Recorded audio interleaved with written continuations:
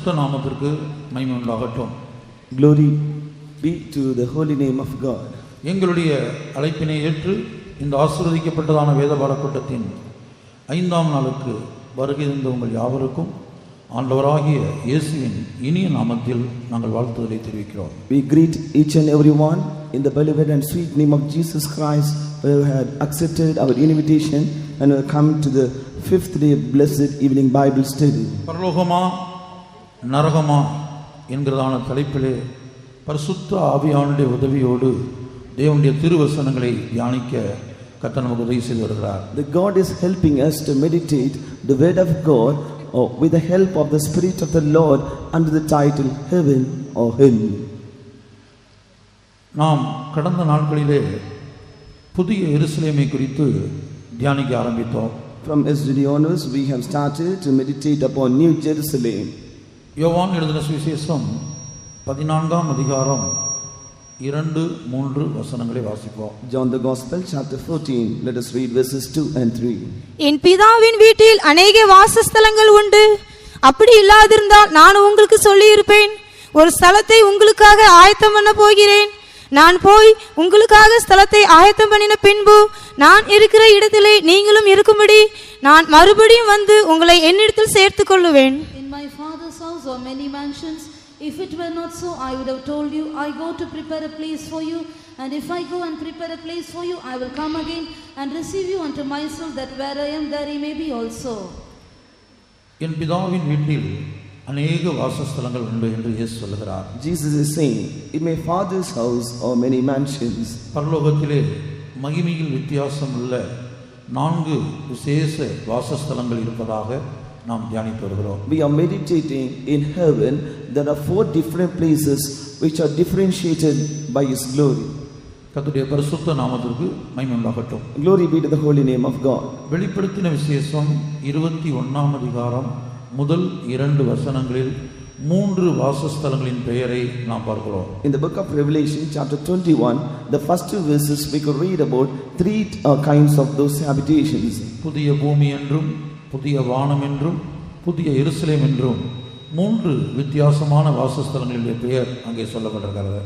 There are 3 places which is called by New Earth, New Heaven and New Jerusalem, which are the habitations in heaven.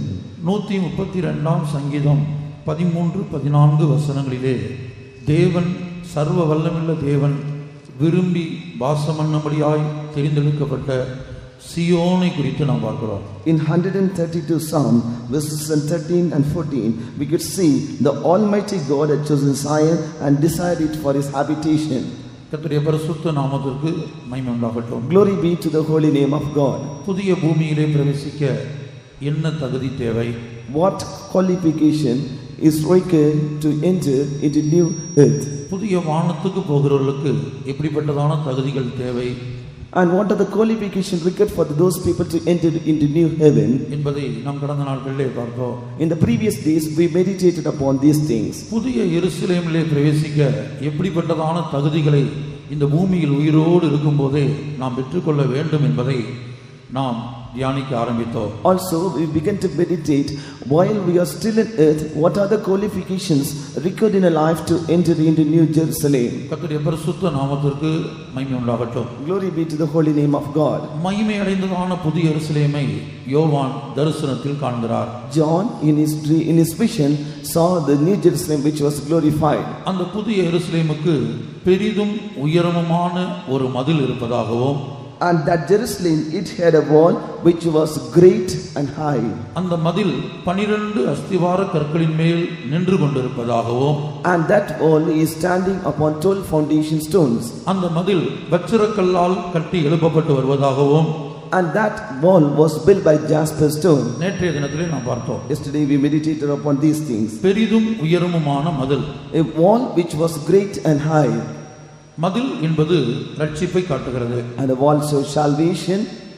எஸ்ஐயா 26:1 அதை நாம் படிக்கிறோம். Isaiah 26:1 we could read about that. பெரிதான மதில் என்று சொல்லுவது நாம் ஒவ்வொரு ரட்சிப்பையும், நாம் தேவன் நமக்கு கொடுக்கிற ஒவ்வொரு ரட்சிப்பையும் இந்த உலகத்தில் உள்ள எல்லாவற்றை பார்க்கலாம் பெரிதாக என்ன வேண்டும்.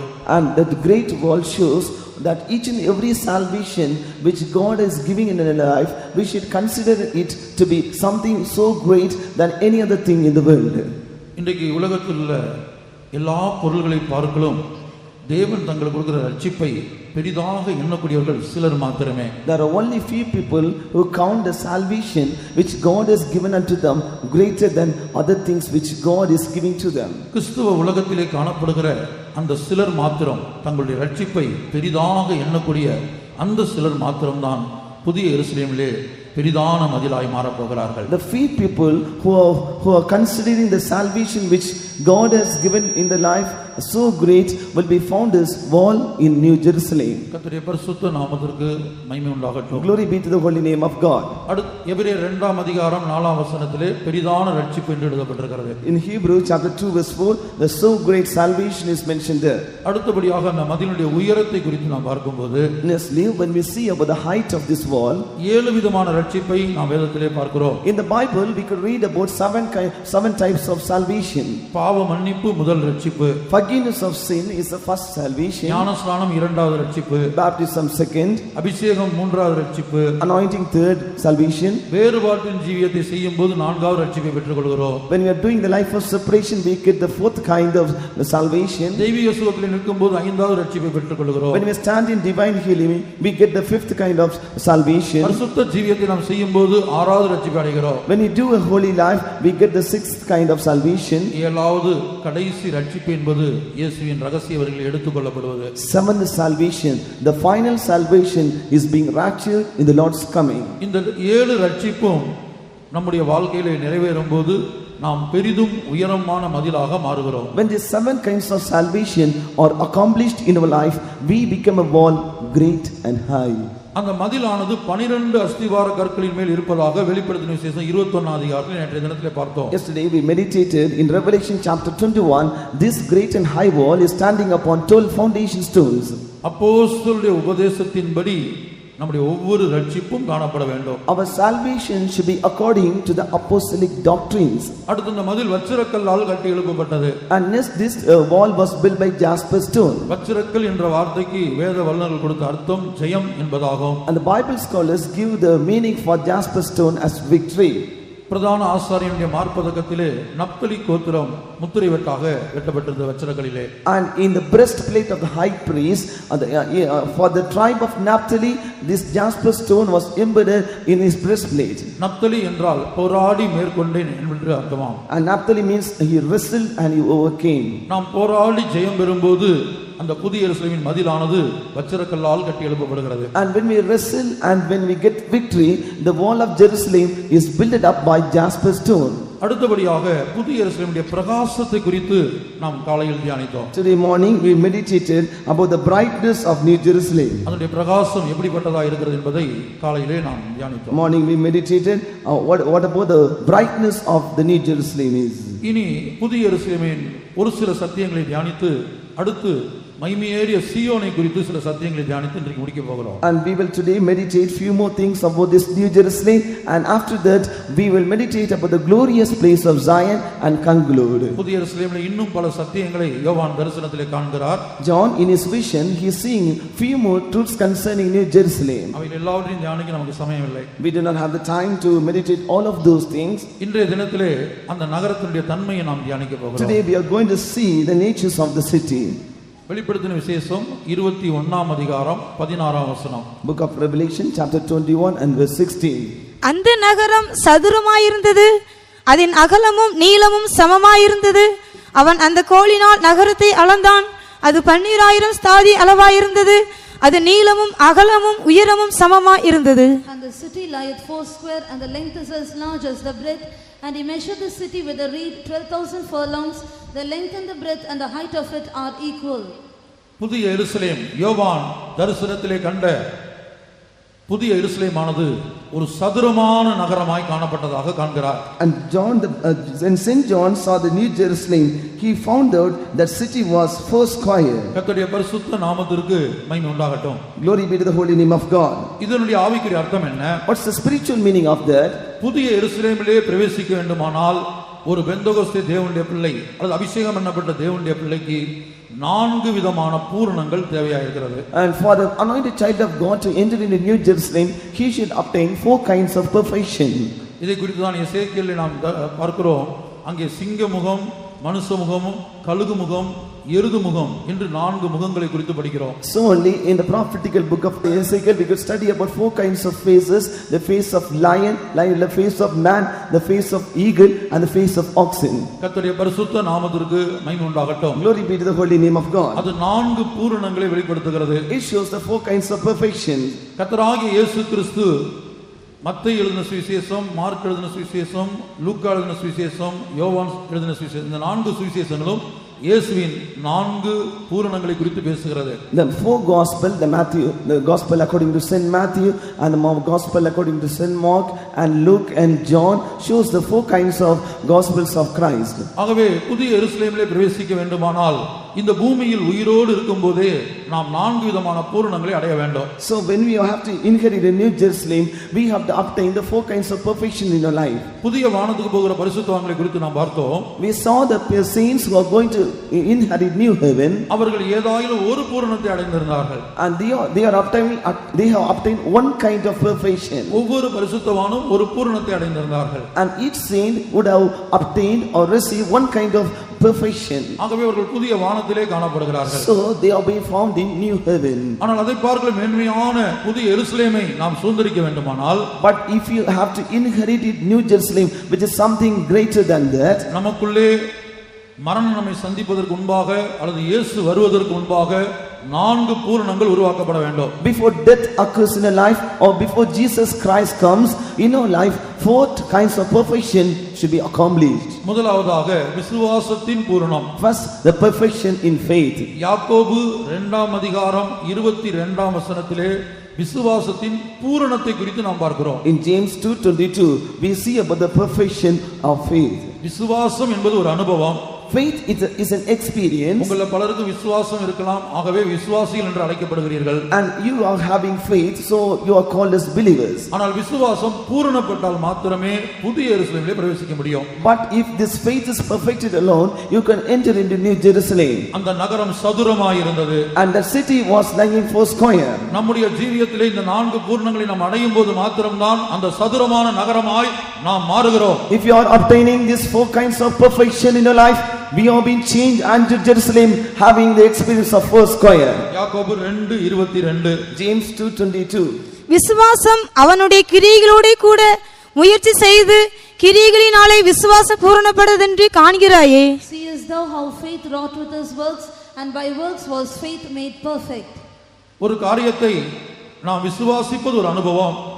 And believing a particular thing is an experience. நாம் விசுவாசிக்கிற காரியத்தை நம்முடைய கிரியையின் மூலமாக அதை வெளிப்படுத்துவது மற்றொரு அனுபவம். But whatever thing that we are believing, and when we are keep doing it by our works, it is another experience. இந்த அதிகாரத்திலே ஆபிரகாம் ஈசாக்கை பலி செலுத்தின சம்பவத்தை குறித்து எழுதப்பட்டிருக்கிறது. Here the incident of how Abraham sacrificed his son Isaac is mentioned here. Abraham தேவனை நான் விசுவாசிக்கிறேன் என்று வெறும் வார்த்தையில் சொல்லவில்லை. Abraham did not just utter by his words saying just I believe God, I have faith in God. தான் எந்த தேவனை விசுவாசித்தாரோ, on which God he believed, எந்த தேவன் தனக்கு 100 வயது சென்றபோது சரீரம் செத்தபோது ஒரு ஈசாக்கை கொடுத்தாரோ, the same God who gave unto him Isaac at this age of 100 when his body was in the type of death state, தேவன் கொடுத்த ஈசாக்கை தேவன் கேட்டபோது அவருக்கே திருப்பி கொடுக்கக்கூடிய ஒரு விசுவாசம் ஆபிரகாமுக்கு இருந்தது. Abraham had a faith to give Isaac to the same God from which the God gave this Isaac unto him. அந்த ஈசாக்கை நான் கொடுத்தாலும், even though if I give Isaac to God, அந்த சாம்பலிலிருந்து தேவன் எனக்கு திருப்பி கொடுப்பார். and from the ashes the Lord will give me back again him. அப்படி கிரியைகளிலே ஈசாக்கை பலி செலுத்த ஒப்பு கொடுத்தார். So by works this Isaac Abraham committed him to be sacrificed. ஆகவே நாமும் கூட நம்முடைய ஜீவியத்திலே காணப்படுகிற விசுவாசத்தை, நம்முடைய கிரியைகள் தேவன் மேல் நாம் வைத்திருக்கிற விசுவாசத்தை கிரியைகளின் மூலமாக எல்லாரும் காணக்கூடிய விதத்திலே, விளங்கக்கூடிய விதத்திலே நாம் வெளிப்படுத்த வேண்டும். Similarly, the faith that we are keeping upon God, we have to manifest it by your works that other people may able to see that. விசுவாச கிரியைகளின் மூலமாகத்தான் இங்கே விசுவாசம் பூரணப்படுவதாக யாக்கோபு அப்போஸ்தலன் சொல்லுகிறார். And James apostle is saying that the faith is made perfect only by works. அந்த நகரம் 12 அஸ்திவார கற்களின் மேல் நின்று கொண்டிருக்கிறது. That city is standing upon 12 foundation stones. அப்போஸ்தல உபதேசத்தின்படி அந்த சதுரமான நகரம் நிற்க வேண்டும். And according to the apostolic doctrines, that four square city should stand. இரண்டாவது அன்பின் பூரணம். And secondly, perfection in love. தேவ அன்பிலே நாம் பூரணப்பட வேண்டும். We should be perfected in the love of God. 1 யோவான் 4ஆம் அதிகாரம் 12ஆம் வசனம். 1 John 4:12. அந்த 1 யோவான் 4ஆம் அதிகாரம் முழுவதும் நீங்கள் படித்து பார்த்தால் அந்த அன்பின் பூரணத்தை குறித்து பல்வேறு வசனங்கள் எழுதப்பட்டிருக்கிறது. In 1 John chapter 4, when we read on, many verses are telling about the perfection in love. ஆனால் ஒரு வசனத்தை மட்டும் போய் பார்ப்போம். But let us consider just one verse now. 1 யோவான் 4:12. 1 John 4:12. தேவனை ஒருவரும் ஒருபோதும் கண்டதில்லை. நாம் ஒருவரிடத்தில் ஒருவர் அன்பு கூர்ந்தால் தேவன் நமக்குள் நிலைத்திருக்கிறார், அவருடைய அன்பும் நமக்குள் பூரணப்படும். No man hath seen God at any time. If we love one another, God dwelleth in us, and his love is perfected in us. பிரியமானவர்களே, அன்பின் பூரணம் எப்போது நமக்குள்ளே உண்டாகிறது? Beloved ones, when do you receive the perfection in love? நான் தேவனிடத்திலே அன்பாய் இருக்கிறேன் என்று வாயினால் சொல்லிக்கொண்டு அறிக்கை பண்ணிக்கொண்டு, and when you are saying by your mouth and confessing that I am loving God, தேவன் இந்த சத்தியத்திலே நமக்கு கொடுத்த சகோதரன் மேலோ சகோதரி மேலோ கசப்பு வைராக்கியம் பிரிவினையோடு நாம் ஜீவித்துக் கொண்டிருந்தால், but if you are living with hatred, bitterness and envy upon the brethren which God has given along with us, தேவனுடைய சுய இரத்தத்தினால் இயேசுவின் சுய இரத்தத்தினால் சம்பாதிக்கப்பட்ட இந்த சபையில் உள்ள தேவனுடைய பிள்ளைகள் மேல் வருத்தத்தோடு துக்கத்தோடு நாம் காணப்பட்டால், and if you are having grief and sorrow with the people of God who are being purchased by the own blood of precious blood of Jesus Christ, தேவனுடைய அன்பு நமக்குள்ள ஒருபோதும் பூரணப்பட முடியாது. the love of God cannot be perfected in our life. அப்ப அன்பு எப்போது பூரணப்படுகிறது? So when does love get perfected? கர்த்தர் நமக்கு கொடுத்த சகோதரன் மேல் சகோதரியின் மேல் நாம் அன்பு செலுத்த ஆரம்பிக்கும் போது அந்த அன்பு நமக்குள்ளே பூரணப்படுகிறது.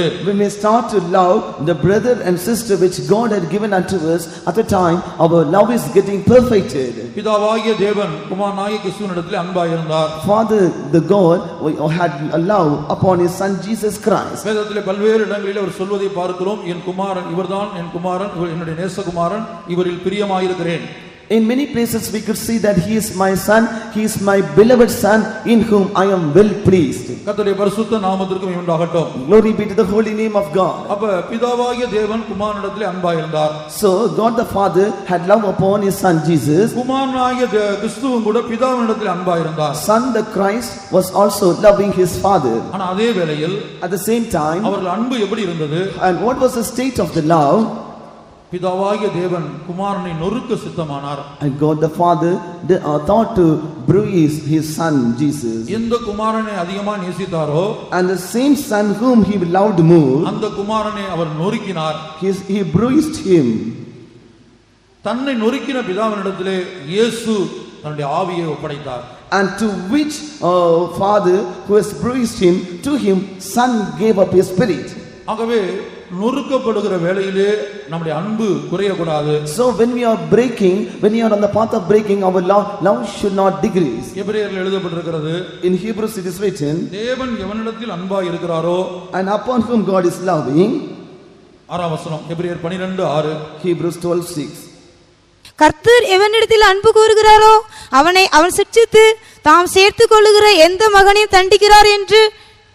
For whom the Lord loveth, he chasteneth and scourgeth every son whom he receiveth. கர்த்தர் எவனிடத்தில் அன்பு கூறுகிறாரோ, for whom the Lord loveth, அவனை அவர் சிட்சித்து he chasteneth, தாம் சேர்த்துக் கொள்ளுகிற எந்த மகனையும் தண்டிக்கிறார். and he scourgeth every son whom he receiveth. பொதுவாக ஜனங்களுடைய எண்ணம் என்ன? And normally what is the thought of men? ஒன்றுமே சொல்லாமல் இருக்கிறவர்கள் தகப்பனை போல் இருக்கிறார்கள் என்று சொல்கிறார்கள். And if anybody is not saying anything to them, they will say they are like fathers. கண்டிக்காவிட்டால் சிட்சிக்காவிட்டால் எச்சரிக்காவிட்டால் தகப்பனை போல் இருக்கிறார்கள் என்று ஜனங்கள் சொல்கிறார்கள். And if they do not reprove, they do not rebuke, or if they do not warn, at the time they will say these people are like father. இல்லை பிரியமானவர்களே, No, beloved ones. தகப்பன் என்று சொன்னால் கண்டித்து சிட்சிக்க வேண்டும். If he is a father, he has to reprove and he has to chasten. தாம் சேர்த்துக் கொள்கிற தம்முடைய வருகையிலே சேர்த்துக் கொள்கிற எந்த மகனையும் அவர் தண்டிக்கிறாராம். And he scourgeth every son whom he receiveth in his coming.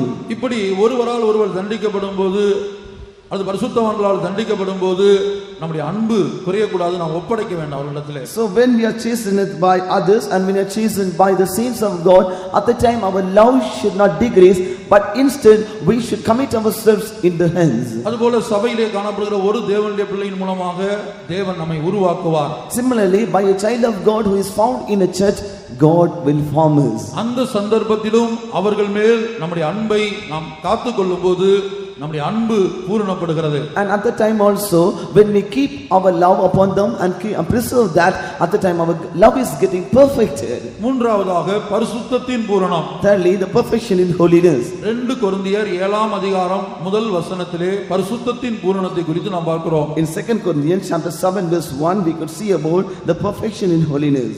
இப்படிப்பட்ட வாக்குத்தத்தங்கள் நமக்கு உண்டாயிருக்கிறபடியினால் பிரியமானவர்களே, மாம்சத்திலும் ஆவியிலும் உண்டான எல்லா அசுசியும் நீங்க நம்மை சுத்திகரித்துக் கொண்டு பரிசுத்தமாகுதலை தேவபயத்தோட பூரணப்படுத்த கடவோம். Having therefore these promises, dearly beloved, let us cleanse ourselves from all filthiness of the flesh and spirit, perfecting holiness in the fear of God. பரிசுத்தமாகுதலை தேவ பயத்தோடு பூரணப்படுத்த கடவோம். Perfecting holiness in the fear of God. பரிசுத்தம் பூரணப்பட வேண்டுமானால், if holiness should be perfected, தேவனுக்கு பயப்படுகிற பயம் நமக்கு தேவையா இருக்கிறது. we should possess the fear of God. தேவனுக்கு பயப்படுகிற பயம், the fear of God. அந்த பயம் நமக்கு இருந்தால் மாத்திரமே, and if we have this fear, பரிசுத்தமாகுதல் நமக்குள்ளே பூரணப்படும், and holiness will be perfected. கர்த்தருடைய பரிசுத்த நாமத்திற்கு மகிமை உண்டாகட்டும். Glory be to the holy name of God. கடைசியாக தேவ சித்தத்தின் பூரணம். Finally, perfection in doing the will of God. ரோமர் 12ஆம் அதிகாரம் 2ஆம் வசனம். Romans 12:2. நீங்கள் இந்த பிரபஞ்சத்திற்கு ஒத்த வேஷம் தெரியாமல் தேவனுடைய நன்மையும் பிரியமும் பரிபூர்ணமான சித்தம் இன்னதென்று பகுத்தறியத்தக்கதாக உங்கள் மனம் புதிதாகிறதுனாலே மறுரூபமாகுங்கள். And be not conformed to this world, but be transformed by the renewing of your mind, that he may prove what is that good and acceptable and perfect will of God. இந்த தேவ சித்தத்தின் பரிபூர்ணம் நம்முடைய ஜீவிதத்திலே நிறைவேற வேண்டுமானால் நம்முடைய மனம் ஒவ்வொரு நாளும் புதிதாகிக் கொண்டிருக்க வேண்டும். And if we have to be perfected in doing the will of God, our mind should be renewed every day. இப்பிரபஞ்சத்துக்கு ஒத்த வேஷத்தை போடாதவர்களாய் நாம் இருக்க வேண்டும். And we should not be conformed to this world.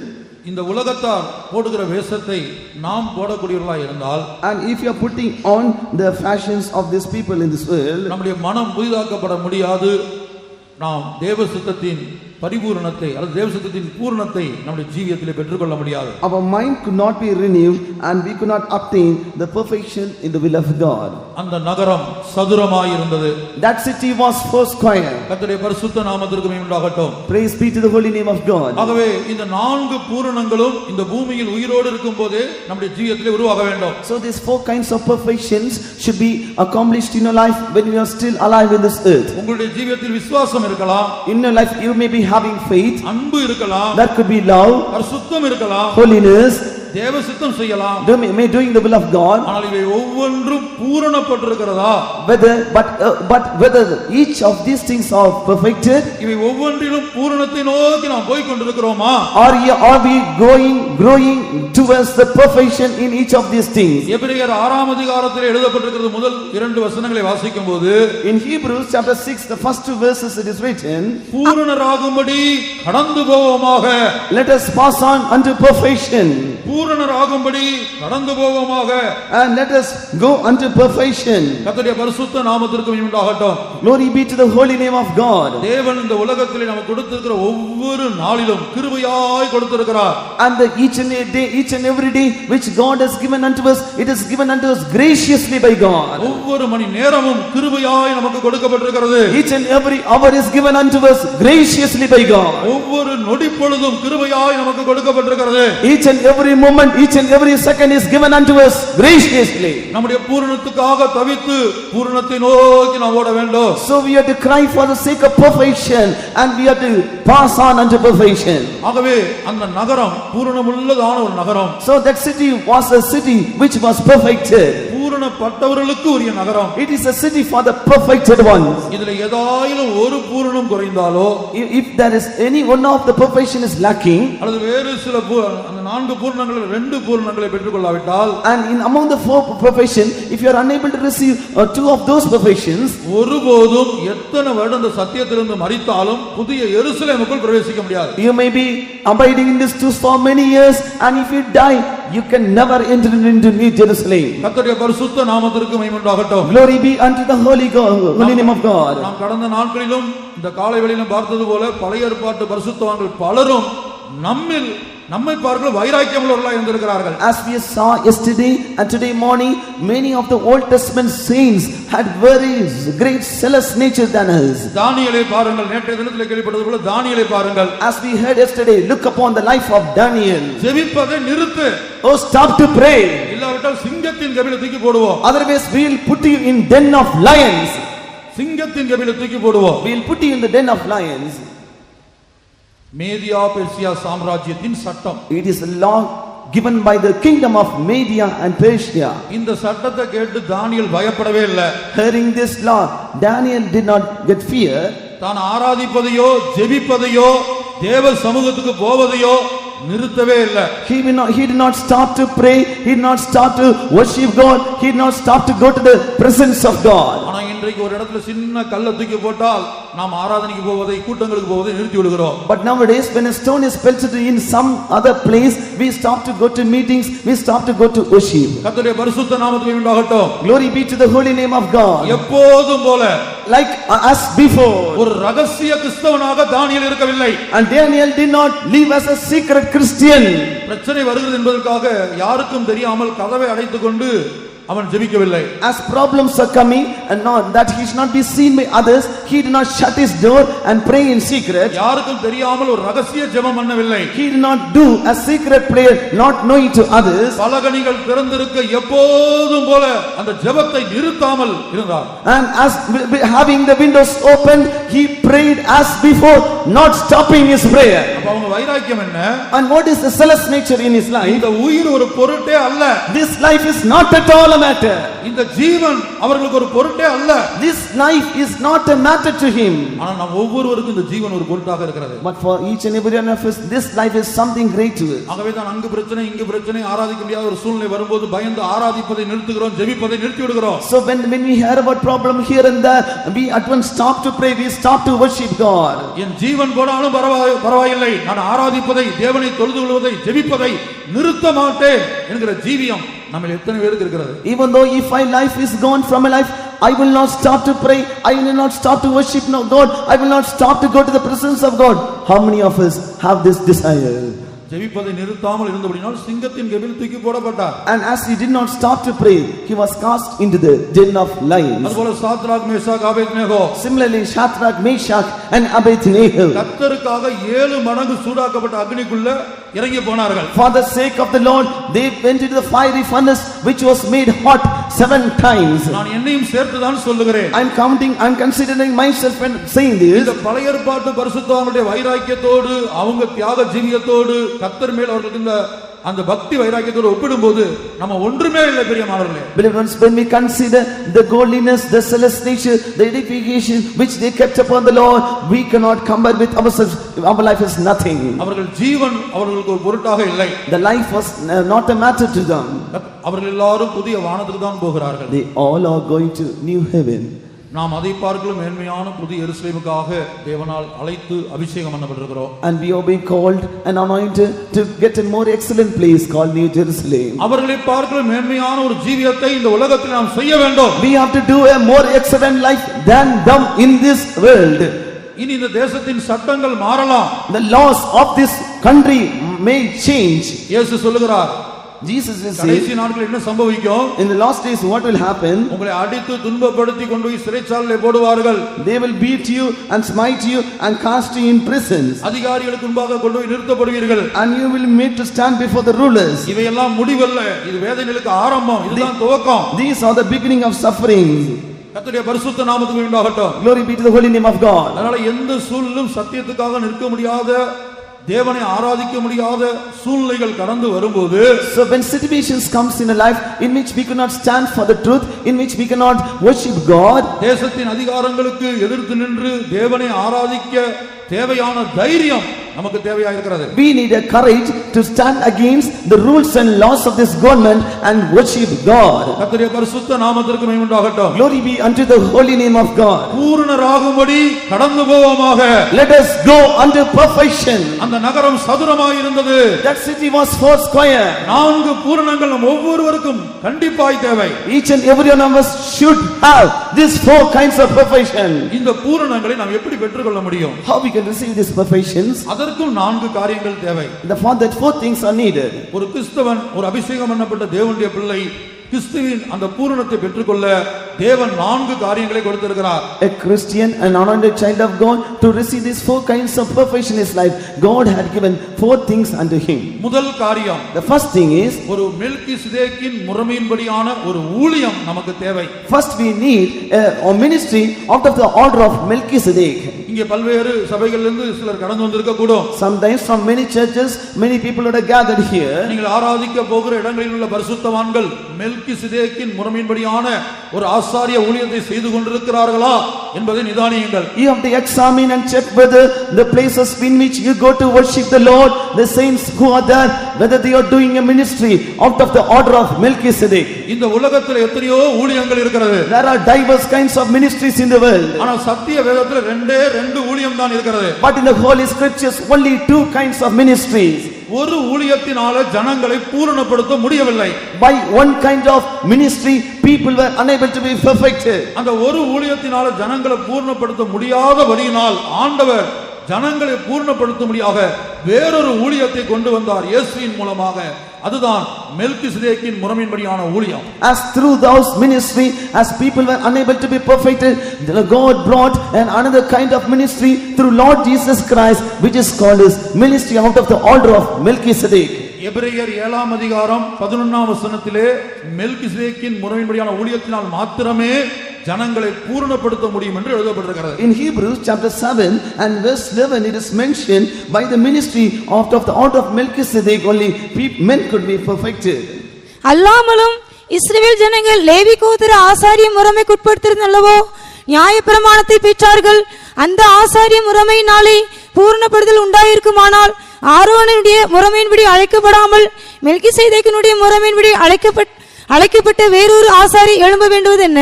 If therefore perfection were by the Levitical priesthood, for under it the people received the law, what further need was there that another priest should rise after the order of Melchizedek and not be called after the order of Aaron? தொடர்ந்துள்ள அந்த அதிகாரத்தை வீட்டில் படித்து பாருங்கள். கர்த்தராகிய இயேசு கிறிஸ்து இந்த உலகத்திலே மெல்கிசேதேக்கின் முறைமையின்படியான ஒரு ஆசாரிய ஊழியத்தை செய்தார். Go to homes and read the following verses in the same chapter. We could see that Jesus Christ came to this world and he did a ministry out of the order of Melchizedek. அழியாத ஜீவனுக்குரிய வல்லமையின்படியே ஆசாரியர் ஆனார் என்று அந்த எபிரேய நிருபக்காரன் சொல்லுகிறார். And here epistle to the writer to the Hebrews is saying that by incorruptible spirit he was made as a high priest. 19ஆம் வசனத்தில் எழுதப்பட்டிருக்கிறது. In verse 19 it is being told, நியாயப்பிரமாணமானது ஒன்றையும் பூரணப்படுத்தவில்லை. For the law made nothing perfect. அதிக நன்மையான நம்பிக்கையை வருவிப்பதோ பூரணப்படுத்துகிறது. But the bringing in of a better hope did it. ஆகவே மெல்கிசேதேக்கின் முறைமையின்படியான ஒரு ஆசாரிய ஊழியம், அதன் மூலமாக மாத்திரமே நாம் பூரணப்படுகிறோம். By a ministry out of the order of Melchizedek alone we are being perfected. அந்த ஊழியத்தை குறித்து நீங்கள் விளக்கமாய் அறிந்து கொள்ள தொடர்ந்து இந்த சத்தியங்களுக்கு இந்த சபைக்கு ஆராதனைக்கு கடந்து வாருங்கள். And if you want to know more about this order of Melchizedek, continue to come and hear the truths from our church. இரண்டாவதாக ஒரு உபதேசம், அப்போஸ்தல உபதேசம் தேவையாயிருக்கிறது. Secondly, a doctrine, apostolic doctrine is required. கொலோசையர் 1ஆம் அதிகாரம் 28ஆம் வசனத்திலே நாம் படிக்கிறோம். In Colossians chapter 1 verse 28 we could read about that. தமிழ்ல கிறிஸ்து இயேசுக்குள் தேறினோனாய் நிறுத்தும்படிக்கு என்று எழுதப்பட்டிருக்கிறது. And in Tamil it is being told that we have to be made present to stand before Christ Jesus. ஆனால் மூல பாஷையிலும் ஆங்கிலத்திலும் பூரணப்படுத்தும்படிக்கு. But in English and also in original tongue it's being written that every man should be made perfect. வேத வல்லுனர்கள் தேறின நிலவரத்துக்கும் பூரணத்துக்கும் சில வித்தியாசங்களை கொடுத்திருக்கிறார்கள். And the Bible scholars have differentiated the matters of being perfected or to be grown up. தேறின நிலவரம் என்பதை பார்க்கலாம், பூரணம் என்பது மேன்மையான விசேஷமான ஒரு அனுபவமாக இருக்கிறது. Than an experience of going to a very growth stage, and about that is a state of getting perfected. அப்ப எந்த மனுஷனையும் கிறிஸ்து இயேசுவுக்குள் பூரணப்படுத்தும்படியாக ஒரு அப்போஸ்தல உபதேசம், that we may present every man perfect in Christ Jesus, an apostolic doctrine is needed. இந்த உபதேசங்களை கேட்கும்போது When we hear these doctrines, உதாரணமாக இப்ப தானியேல் போல ஒரு ஜீவன் நமக்கு இருக்கிறதா? for example, do ye have a life like unto Daniel? Shadrach Meshach Abednego போல நாம் ஜீவிக்கிறோமா? Are we living like unto Shadrach, Meshach and Abednego? இதை கேட்கும்போது நமக்கு கடினமாய் தோன்றலாம். When we are hearing this thing could be something hard unto us. இயேசு பிரசங்கித்த வேளையில் When Jesus was preaching, முதல் அப்போஸ்தலர் கர்த்தராகிய இயேசு, and the first apostle is Lord Jesus Christ. எபிரேயர் 3ஆம் அதிகாரம் 1ஆம் வசனத்திலே அதை படிக்கிறோம். In Hebrews chapter 3 verse 1 we could read about that. கர்த்தராகிய இயேசு கிறிஸ்து தான் முதல் அப்போஸ்தலன். Lord Jesus Christ is the first apostle. எபிரேயர் 3:1. Hebrews 3:1. இப்படி இருக்க பரம அழைப்புக்கு பங்குள்ளவர்களாகிய பரிசுத்த சகோதரரை நாம் அறிக்கை பண்ணுகிற அப்போஸ்தலரும் பிரதான ஆசாரியருமாய் இருக்கிற கிறிஸ்து இயேசுவை கவனித்து பாருங்கள். Wherefore, holy brethren, partakers of the heavenly calling, consider the apostle and high priest of our profession, Christ Jesus. கர்த்தருடைய பரிசுத்த நாமத்திற்கு மகிமை உண்டாகட்டும். Glory be unto the holy name of God. யோவான் 6ஆம் அதிகாரத்தில் நாம் படிக்கும்போது இயேசுவின் உபதேசத்தை, அந்த அப்போஸ்தல உபதேசத்தை கேள்விப்பட்டபோது, And in John Gospel chapter 6, when the people heard about the doctrines of Jesus Christ, the apostolic doctrines, அநேகர் பின்வாங்கி போனார்களாம். many people they went back. ஆனா பின்வாங்கி போன ஒருவரையும் இயேசு தேடி போகவே இல்லை. But Jesus Christ did not went seeking after those people who went away. ஏனென்றால் அவர்கள் உபதேசத்தை கேட்டு பின்வாங்கி போயிருக்கிறார்கள். Because they had this doctrine and they went away. உபதேசத்தை கேட்டு பின்வாங்கி போன மனிதனை ஒன்றும் செய்ய முடியாது. And those who had this doctrine and who went away, we cannot do anything unto them. இயேசு ஆத்தும பாரத்தோடு அவர் உபதேசத்தை கேட்டு பின்வாங்கி போன ஒரு நபரையும் தேடி போகவில்லை. With the burden of soul, Jesus Christ did not went seeking after those people who had the doctrines and went away. ஆனா இயேசுவோடு காணப்பட்ட மற்ற அப்போஸ்தலர்களுக்கு ஆத்தும பாரம் இருந்தது. But the co-disciples who were with Jesus Christ, they had a burden concerning the souls. அவர்கள் இயேசுவினிடத்திலே கேட்கிறார்கள். They came and asked to Jesus. இப்படி இந்த வசனத்தெல்லாம் கேட்டு அநேகர் பின்வாங்கி போய் விட்டார்கள். Many people hearing these verses, they went away. அப்போ இயேசு சொல்கிறார், நீங்களும் போய்விட மனதாய் இருக்கிறீர்களோ? At the time Jesus asked, will you also go away? இன்னொரு சந்தர்ப்பத்தில் இயேசு பண்ண பிரசங்கத்தை கேட்டபோது, In another occasion, when people heard the message of Jesus our Christ, பண்ண பிரசங்கத்தை கேட்டு அநேகர் இடறி போனார்கள். hearing the sermon of Jesus Christ, many backslided. அப்போது சீசர்கள் வந்து சொல்றாங்க, நீர் பேசின வசனத்தை கேட்டு அவர்கள்லாம் இடறி போய்விட்டார்கள், அதை அறிவீரா? And at the time disciple asked to the Jesus Christ, hearing the verses that were spoken by you, those people were offended, don't you knew about that? அதுக்கு இயேசு கொடுத்த பதில் என்ன? What was the reply of Jesus? என் பரமபிதா நடாத நாற்றெல்லாம் வேரோடு பிடுங்கப்பட்டு போ. All the plants which my heavenly Father did not plant, it shall be uprooted. கர்த்தருடைய பரிசுத்த நாமத்திற்கு மகிமை உண்டாகட்டும். Glory be unto the holy name of God. ஆகவே அப்போஸ்தல உபதேசம் ஒரு மனிதனை பூரணப்படுத்தக்கூடியது. So an apostolic doctrine is able to perfect a person. ஒருவேளை நாம் கேள்விப்படுகிற உபதேசங்கள் நமக்கு கடினமாய் இருக்கலாம். Sometimes the doctrine that we are hearing will be a hard thing unto us. கைக்கொள்ள முடியாமல் இருக்கலாம். We cannot absorb those things. ஒருபோதும் உபதேசத்துக்கு விரோதமாய் நாம் பேசக்கூடாது. And we should not speak against the doctrine. உபதேசத்துக்கு எதிராக பேசக்கூடாது. We should not speak against the doctrine. ஆண்டவரே, என்னால முடியல இந்த உபதேசப்படி ஜீவிக்க. Oh Lord, I am unable to live according to this doctrine. பாருங்க, அப்போஸ்தலருடைய உபதேசத்தை அந்த பெரோயா பட்டணத்தார் கேள்விப்பட்டபோது, When the city of Perea, they heard about this apostolic doctrine, காரியங்கள் இப்படி இருக்கிறதா? and whether the matters are like this. உபதேசத்தை கேட்டபோது When they hear these matters, தங்களுடைய ஜீவியத்தை ஒப்பிட்டு பார்க்கறாங்க. and they compare their life with it. உபதேசம் இப்படி சொல்லுகிறது, Doctrine is saying in this N manner, ஜீவியம் இந்த நிலத்தில் இருக்குது. my life is like this. உபதேசத்துக்கு ஏற்றவாறு என் ஜீவியத்தை நான் மாற்றிக்கொள்ள வேண்டும். So according to the doctrine, we have to change our life. காரியங்கள் இப்படி இருக்கிறதா என்று சொல்லி தினந்தோறும் வேத வாக்கியங்களை ஆராய்ந்து பார்த்ததினால் தெசலோனிக்கேயில் உள்ளவர்களை பார்க்கலாம் நற்குணசாலிகளாய் மாறினார்கள். And they daily searched the scriptures, and by that they were found more noble than the people of Thessalonians. வேதம் படிக்கிறது ஒரு அனுபவம், Reading the scripture is one part, வாசிக்கிறது ஒரு அனுபவம், and reading it that is another, தியானிக்கிறது ஒரு அனுபவம், meditating is another experience, ஆராய்ச்சி பண்றது விசேஷமான அனுபவம். examining it or searching it is very greater experience. பழைய ஏற்பாட்டு காலத்துல இரவும் பகலும் கர்த்தருடைய வேதத்திலே தியானமாய் இருக்கிற மனுஷன் பாக்கியவான். In Old Testament he that meditated upon the word of God day and night is blessed. ஆனா புதிய ஏற்பாட்டு காலத்துல இயேசு சொல்லுகிறார் வேத வாக்கியங்களை ஆராய்ச்சி பண்ணுங்கள். But in New Testament Jesus Christ is saying search the scriptures, வேத வாக்கியங்களை ஆராய்ந்து பாருங்கள், சாட்சி கொடுக்கிறீர்கள் அவைகளே, and search the scriptures, those are the things which are giving witness concerning me. அவைகளால் உங்களுக்கு நித்திய ஜீவன் உண்டு. By those you will have eternal life. மாத்திரமல்ல இந்த உபதேசத்தை நீங்கள் உட்கார்ந்து அப்படி கேட்டுக்கொண்டிருந்தாலே போதும், அது உங்களுக்குள்ள ஒரு பரிசுத்தத்தை கொண்டு வருகிறது. Not only that, when we are sitting just now and hearing this doctrine, it brings forth a holiness in your life. கர்த்தருடைய பரிசுத்த நாமத்திற்கு மகிமை உண்டாகட்டும். Glory be unto the holy name of God. உதாரணமாக வேதத்திலே நாம் பார்க்கும்போது, for example from the scripture will you see, ரெண்டு நபரை குறித்து நான் சொல்லுகிறேன். I am telling about two persons. ஒன்று சிமேயி. First is Simeon. சிமேயின் இடத்துல சாலமோன் சொல்றார், இந்த கீதரோன் ஆற்றை நீ தாண்டவே கூடாது. To Shimei, Solomon is saying that you should not pass over this river. இத தாண்டற நாள்ல நீ சாகவே சாவாய். On the day you cross over, you shall surely die. ஒரு குறிக்கப்பட்ட இடத்தை குறித்து இதுக்குள்ள தான் நீ வாசம் பண்ணணும். And appointing a particular place, it has been told you have to stay here alone. பிரியமானவர்களே, இதை நாம் கேட்கும்போது இந்த குறிக்கப்பட்ட ஏரியா விட்டு எங்கேயும் போக கூடாது, இதுக்குள்ளே இருக்கணும்னு சொன்னா நமக்கு கடினமாய் தெரியும். And when we hear this, we have to stay here, not crossing this border. It will be something very hard thing unto us. ஆனா சிமேயி சொல்றான், நீ சொல்ற வார்த்தை நல்லதுதான். At the time Shimei is saying, it is a good matter that you are saying. கர்த்தருடைய பரிசுத்த நாமத்துக்கு மகிமையுண்டாகட்டும். Glory be to the holy name of God. 3 வருஷம் அப்படி ஜீவித்தான் என்று நாம் பார்க்கிறோம். We could see that he lived in that place for 3 years. இனி எசேக்கியாவை எடுத்துக்கொள்ளுங்கள். Consider Ezekiel. வேதத்திலே எசேக்கியா ராஜாவை குறித்து படிக்கிறோம். In the Bible we read about King Ezekiel. எசேக்கியாவுக்கு விரோதமாக ஒரு தீர்க்கதரிசி சொல்லுகிறார். That was a prophecy uttered against King Ezekiel. நேரடியாய் பார்த்து சொல்லுகிறார். Directly it is being told. எசேக்கியா வியாதிப்பட்டிருந்த வேளையில, when Ezekiel was in sick bed, அவரை விசாரிக்கும்படியாக பாபிலோனிலிருந்து பிரபுக்கள் வந்தாங்க. and from Babylon people came to inquire about him. கர்த்தருடைய பரிசுத்த நாமத்துக்கு மகிமை உண்டாகட்டும். Glory be unto the holy name of God.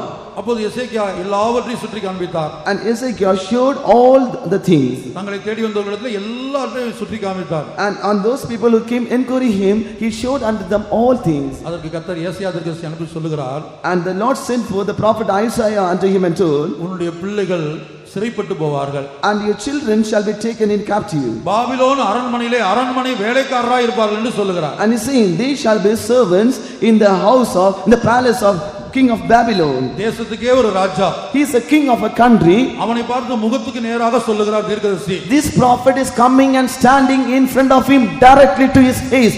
He is prophesying. உன் ஜீவியத்தில் இந்த தவறு வந்தபடினால், as this mistake has come in your life, உன்னுடைய சந்ததியார் பாபிலோனுக்கு சிறைப்பட்டு போவார்கள். உன் குமாரர் என்ன செய்வாங்க?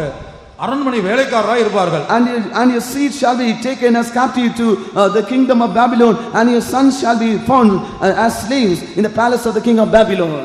எசேக்கியா தீர்க்கதரிசியை பகைக்கவில்லை. King Ezekiel did not hate the prophet. என் குடும்பத்துக்கு விரோதமாய் சாபம் போட்டார் என்று சொல்லவில்லை. He did not say you are cursed against my family. அதை ஏற்றுக்கொள்கிறார். He is accepting it. கர்த்தருடைய பரிசுத்த நாமத்துக்கு மகிமை உண்டாகட்டும். Glory be to the holy name of God. நான் சொன்ன உபதேசத்தினாலே இப்பொழுதே சுத்தமாக இருக்கிறீர்கள். You are now sanctified by the doctrine which I have spoken unto you now. என்று இயேசு சொல்லுகிறார். Jesus is saying in this manner. ஆகவே அப்போஸ்தல உபதேசம் கடினமாக இருந்தாலும், so even though apostolic doctrine is hard, பின்வாங்கி போன அநேகரை போல நம்மில் ஒருவரும் இருக்க கூடாது. and we should not like unto those people who have gone away. என்னால முடியல ஆண்டவரே, என்னால முடியல ஆண்டவரே, எனக்கு உதவி செய்யும் என்று அவரை பிடித்துக் கொள்ள வேண்டும். We have to hold unto the Lord and claim, oh Lord, Lord help me, I am unable to live like that. இன்றைக்கு கடினமாய் கைக்கொள்ள முடியாமல் தெரிகிற உபதேசங்கள், the doctrines which are seem so hard that we cannot observe and keep in our life, நம்முடைய தேவனை விடாமல் பற்றிக்கொண்டு அவருடைய பாதத்தில் இருந்து நாம் பழகினால், and if you hold unto the Lord and if you are abiding in his feet and praying unto him, பின்னாட்கள் அந்த உபதேசத்தின்படி உங்களுக்கு ஜீவிப்பது இலகுவாய் இருக்கும். அதுவே ஜீவியமாய் மாறிவிடும். in later days it will be very easy for you to live according to that doctrine. It will be your life. கர்த்தருடைய பரிசுத்த நாமத்திற்கு மகிமை உண்டாகட்டும். Glory be unto the holy name of God. அடுத்தபடியாக பூரணப்படும்படியாக மூன்றாவது ஒரு காரியம் தேவை. So to be perfected we need a third thing. தேவன் கொடுத்திருக்கிறார். The Lord had given it. எபேசியர் 4ஆம் அதிகாரம் 11ஆம் வசனம். Ephesians chapter 4 verse 11. 5 விதமான உத்தியோகஸ்தர்கள். 5 kinds of officers. இந்த 5 விதமான உத்தியோகஸ்தர்களுடைய நடத்திப்பின் கீழ் இருக்கும்போது மாத்திரம்தான் நாம் பூரணப்பட முடியும். And when we are under the leading of these 5 kinds of officers, then alone we will be perfected. சபையிலே 5 உத்தியோகஸ்தர்களை கர்த்தர் கொடுத்திருக்கிறார். In the church God had given 5 officers. அப்போஸ்தலர், apostles, தீர்க்கதரிசிகள், prophets, மேய்ப்பர், evangelists, போதகர், pastors, சுவிசேஷகர் and teachers. இந்த 5 உத்தியோகஸ்தருடைய நடத்திப்பின் கீழ் இருக்க வேண்டும். And we should be found under the leading of these 5 officers. உபதேசம் ஒன்றுதான். All the doctrines are same. ஒரே உபதேசம் தான். Same one doctrine. ஆனா இந்த 5 உத்தியோகஸ்தருடைய நடத்திப்பு அவங்களுடைய அழைப்புக்கு ஏற்றபடி சபையில வித்தியாசமா இருக்கும். But according to the calling of God, the leading of these 5 kinds of officers will be found differently in the church. ஒரு இடத்துல ஒரு விசுவாசி சகோதரன் இடத்துல இப்படி சொன்னார். In a place a believer brother told unto me. முதல்ல இருந்த பிரதர் இப்படி சொன்னார். The previous brother told in this manner. அதுக்கு முன்னாடி உள்ள பாஸ்டர் இப்படி சொன்னார். The previous pastor told in this manner. இப்போ ஒருத்தர் வந்திருக்கார், அவர் வேற மாதிரி சொல்றார். Now a person has come, he is saying in something differently. கர்த்தருடைய பரிசுத்த நாமத்துக்கு உண்டாகட்டும். Glory be unto the holy name of God. பிரியமானவர்களே, தமிழ்ல வந்து தமிழ் கிளாஸ்ல நீங்க சின்ன வகுப்புல போனீங்கன்னா தமிழ் வாத்தியார் சொல்லுவார், இப்படி படத்தை போட்டு டா, தமிழ்ல இது டான்னு சொல்லுவார். And if you go to Tamil class in young age, the Tamil teacher will draw this ta and he will show it is ta. இந்த உருவத்தை போட்டு இது டா என்று சொல்லுவார். And he mark this thing on the board and say this is ta. Tamil class முடிஞ்சு. Tamil class is getting completed. English வாத்தியார் வர்றார். This English teacher is coming. அதே உருவத்தை காண்பித்து this is L அப்படிங்கறார். And the same image he will focus and say this is L. என்ன இந்த உருவத்தை போட்டு தமிழ் வாத்தியார் டான்னு சொன்னார், இவர் வந்து L என்றார். Tamil teacher came and told it is ta, but now the another teacher is coming and saying it is L.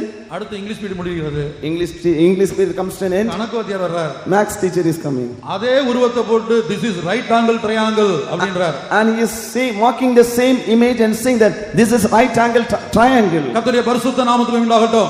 Glory be unto the holy name of God. அப்ப ஸ்கூல்ல படிக்கும்போது நம்ம என்ன செய்தோம்? When we are studying in the school, what we told? Tamil பரீட்சை எழுதும்போது டா என்று நினைத்துக்கொண்டோம். When we are writing Tamil exam, we will write it as ta. ஆங்கில பரீட்சைக்கு போகும்போது அது L. And when you go for English exam, it is called as L. Mathematics போனா அது right angle triangle. And when you go for the mathematics exam, it is right angle triangle. உலக பிரகாரமான படிப்புல நமக்கு எந்த கன்ஃபியூஷனும் உண்டாகல. Worldly type of education did not bring forth any confusion in your life. கர்த்தருடைய பரிசுத்த நாமத்திற்கு மகிமை உண்டாகட்டும். Glory be unto the holy name of God. இன்றைக்கு 5 உத்தியோகஸ்தத்துல ஒரே ஒரு உத்தியோகஸ்தரை மட்டும்தான் ஜனங்கள் பகைக்கக்கூடியவர்களாக இருக்கிறார்கள். Among these 5 kinds of officers, people are hating one officer. வெறுக்கக்கூடியவர்களாக இருக்கிறார்கள். They are hating him. ஏற்றுக்கொள்ள மறுக்கக்கூடியவர்களாக இருக்கிறார்கள். Unable to accept them. இல்ல குறிக்கப்பட்ட அந்த ஊழியக்காரர் இருக்கிற வரைக்கும் அந்த இடத்துக்கு கூட்டத்துக்கு போவாங்க, வேற ஏதாவது இடத்துக்கு கூட்டத்துக்கு போறாங்க. Till the particular a servant of God is on that place, they will not go to the place for worship, they will go to some other place. அந்த உத்தியோகம் என்ன? What is that officer? தீர்க்கதரிசியுடைய உத்தியோகம். That is the work of a prophet. இயேசு சொல்லுகிறார், Jesus is saying, எருசலேமே எருசலேமே, O Jerusalem, Jerusalem, தீர்க்கதரிசிகளை கொலை செய்து உன்னிடத்தில் அனுப்பப்பட்டவர்களை கல்லறிகிறவளே, oh, who is murdering the prophets which has been sent unto you, and who is throwing stones upon them. ஜனங்கள் யாரை கொலை செய்தார்கள்? And the people murdered whom? தீர்க்கதரிசிகளை கொலை செய்தார்கள். They killed the prophets. அப்ப தீர்க்கதரிசிகளை ஏன் கொலை செய்ய வேண்டும்? Why they have to kill the prophets? அவங்களுடைய உத்தியோகம் என்ன? What is the duty? இந்த 5 உத்தியோகத்துல தீர்க்கதரிசியுடைய உத்தியோகம் என்ன? What is the duty of these 5 kinds of officers? Among them one is the prophet. What is the duty? ஓசியா 6ஆம் அதிகாரத்தில் எழுதப்பட்டிருக்கிறது. In Hosea chapter 6 it is mentioned. அங்கே கர்த்தர் சொல்லுகிறார், The Lord is saying that, எப்ராயிமே நான் உனக்கு என்ன செய்வேன்? Oh Ephraim, what will I do unto you? யூதாவே உனக்கு நான் என்ன செய்வேன்? Oh Judah, what shall I do unto thee? உங்கள் பக்தி காலையில் காணும் மேகத்தைப் போலவும் விடியற்காலையில் தோன்றும் பனியைப் போலவும் ஒளிந்து போகிறது. For your goodness is as a morning cloud, and as an early dew it goeth away.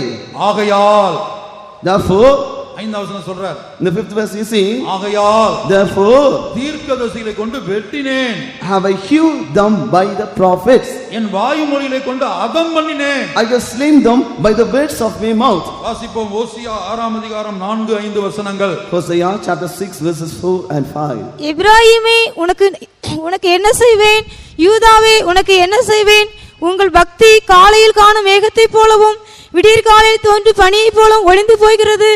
ஆகையால் தீர்க்கதரிசிகளை கொண்டு அவர்களை வெட்டினேன், என் வாய்மொழிகளை கொண்டு அவர்களை அதம் பண்ணினேன், உன்மேல் வரும் தண்டனைகள் வெளிச்சத்தைப் போல் வெளிப்படும்.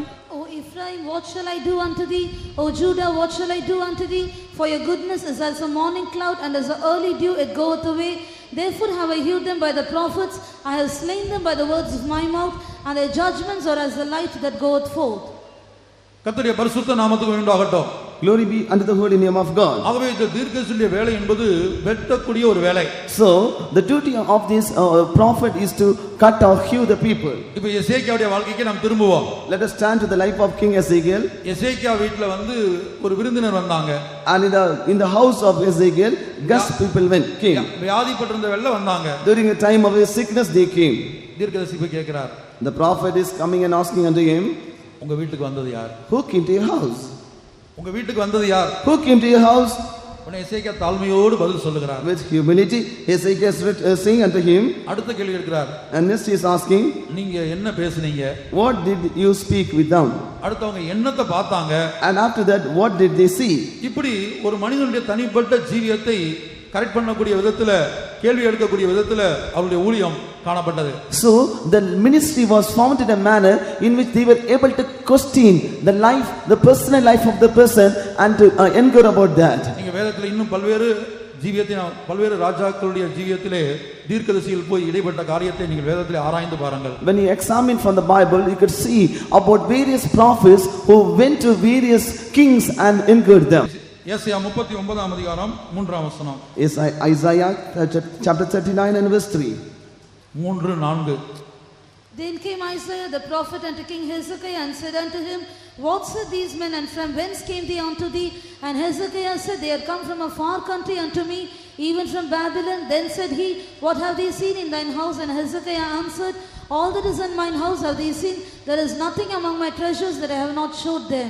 அப்பொழுது ஏசாயா தீர்க்கதரிசி எசேக்கியா ராஜாவினிடத்தில் வந்து, அந்த மனுஷர் என்ன சொன்னார்கள், எங்கே இருந்து உம்மிடத்தில் வந்தார்கள் என்று கேட்டான். அதற்கு எசேக்கியா, பாபிலோன் என்னும் தூர தேசத்திலிருந்து என்னிடத்திற்கு வந்தார்கள் என்றான்.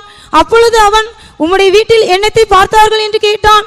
அதற்கு எசேக்கியா, என் வீட்டில் உள்ள எல்லாவற்றையும் பார்த்தார்கள், என் பொக்கிஷங்களில் நான் அவர்களுக்கு காண்பியாத பொருள் ஒன்றும் இல்லை என்றான். தொடர்ந்துள்ள வசனங்களை படித்து பார்த்தால் ஒரு நியாய தீர்ப்பை அறிவிக்கிறார். In the following verses he is not declaring a judgment upon them. கர்த்தருடைய பரிசுத்த நாமத்திற்கு மகிமை உண்டாகட்டும். Glory be to the holy name of God. ஆகவே சபையிலே 5 விதமான உத்தியோகஸ்தர்கள் இருக்கிறார்கள்.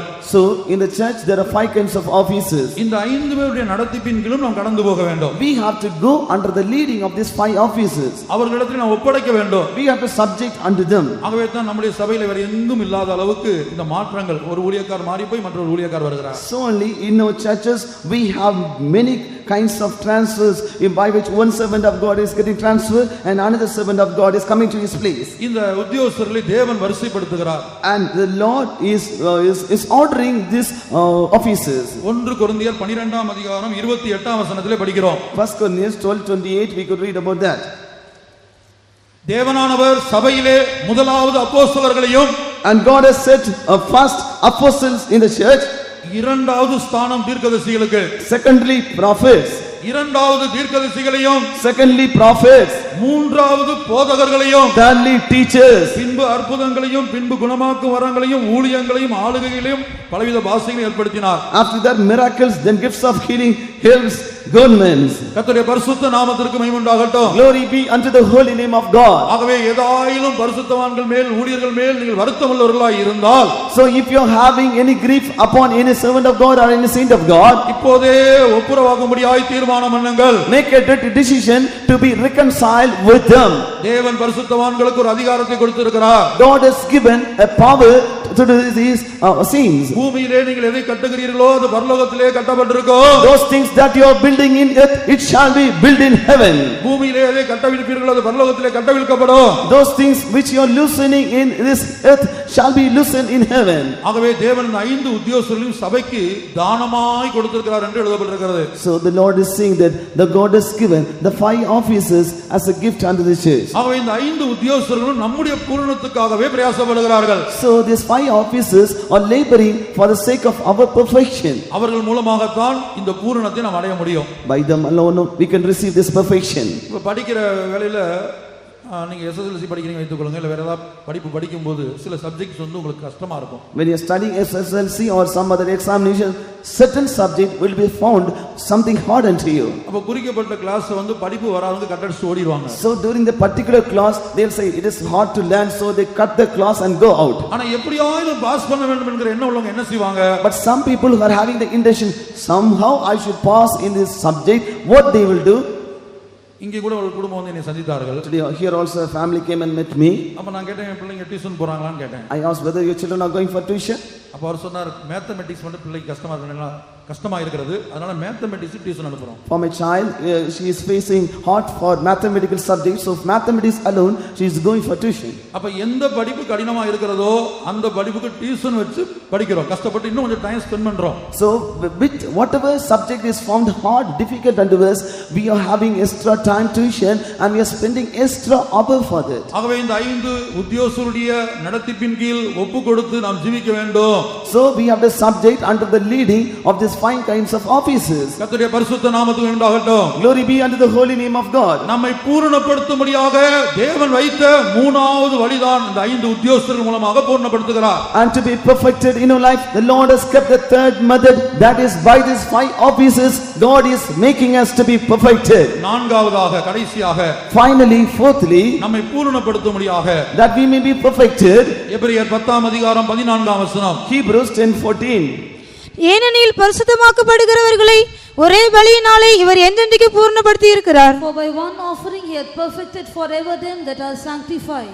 பரிசுத்தமாக்கப்படுகிறவர்களை ஒரே பலியினாலே என்றென்றைக்கும் பூரணப்படுத்தி இருக்கிறார். For by one offering he hath perfected forever them that are sanctified.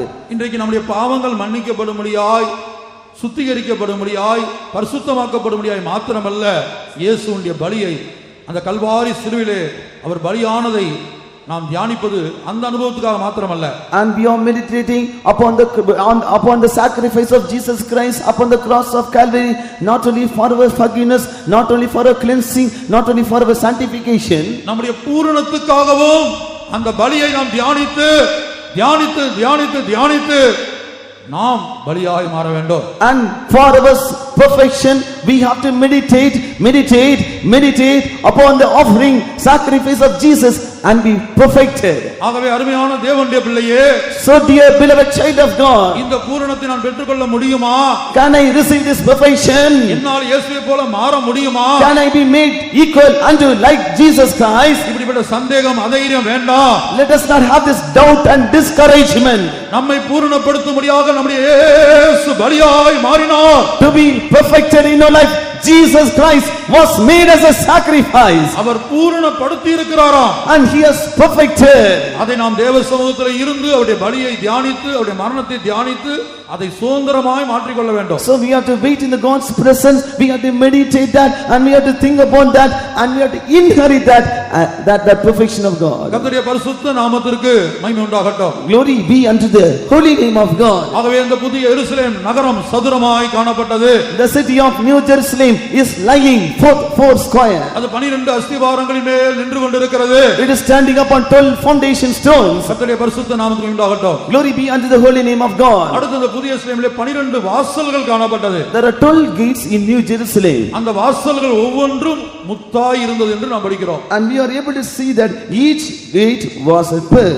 ஒவ்வொன்றும் முத்தாய் இருந்தது. Each gate was a pearl. 12 வாசல்களுக்கு 12 ஆவிக்குரிய அர்த்தங்களுக்கு சமயம் இல்லை எனக்கு சொல்வதற்கு. There are 12 gates and there are 12 meanings for that. We have no time to tell about those things. ஆனா ஒவ்வொரு வாசலும் ஒரு முத்தாய் இருந்தது. And each gate was of one pearl. ஆகவே புதிய எருசலேமின் வாசல்களாய் நாம் மாற வேண்டுமானால், if you want to be turned as a gate of New Jerusalem, நம்முடைய ஜீவியத்தில் இந்த முத்தின் அனுபவம், முத்தின் சுபாவம் நமக்கு தேவை. we should have the nature and the experience of a pearl. அந்த முத்தின் அனுபவம் நமக்கு தேவை. We need an experience of a pearl. இப்போ உதாரணமாக ஒரு வியாபாரி முத்தை அவன் சுதந்தரிக்கும்படியாக என்ன செய்கிறான்?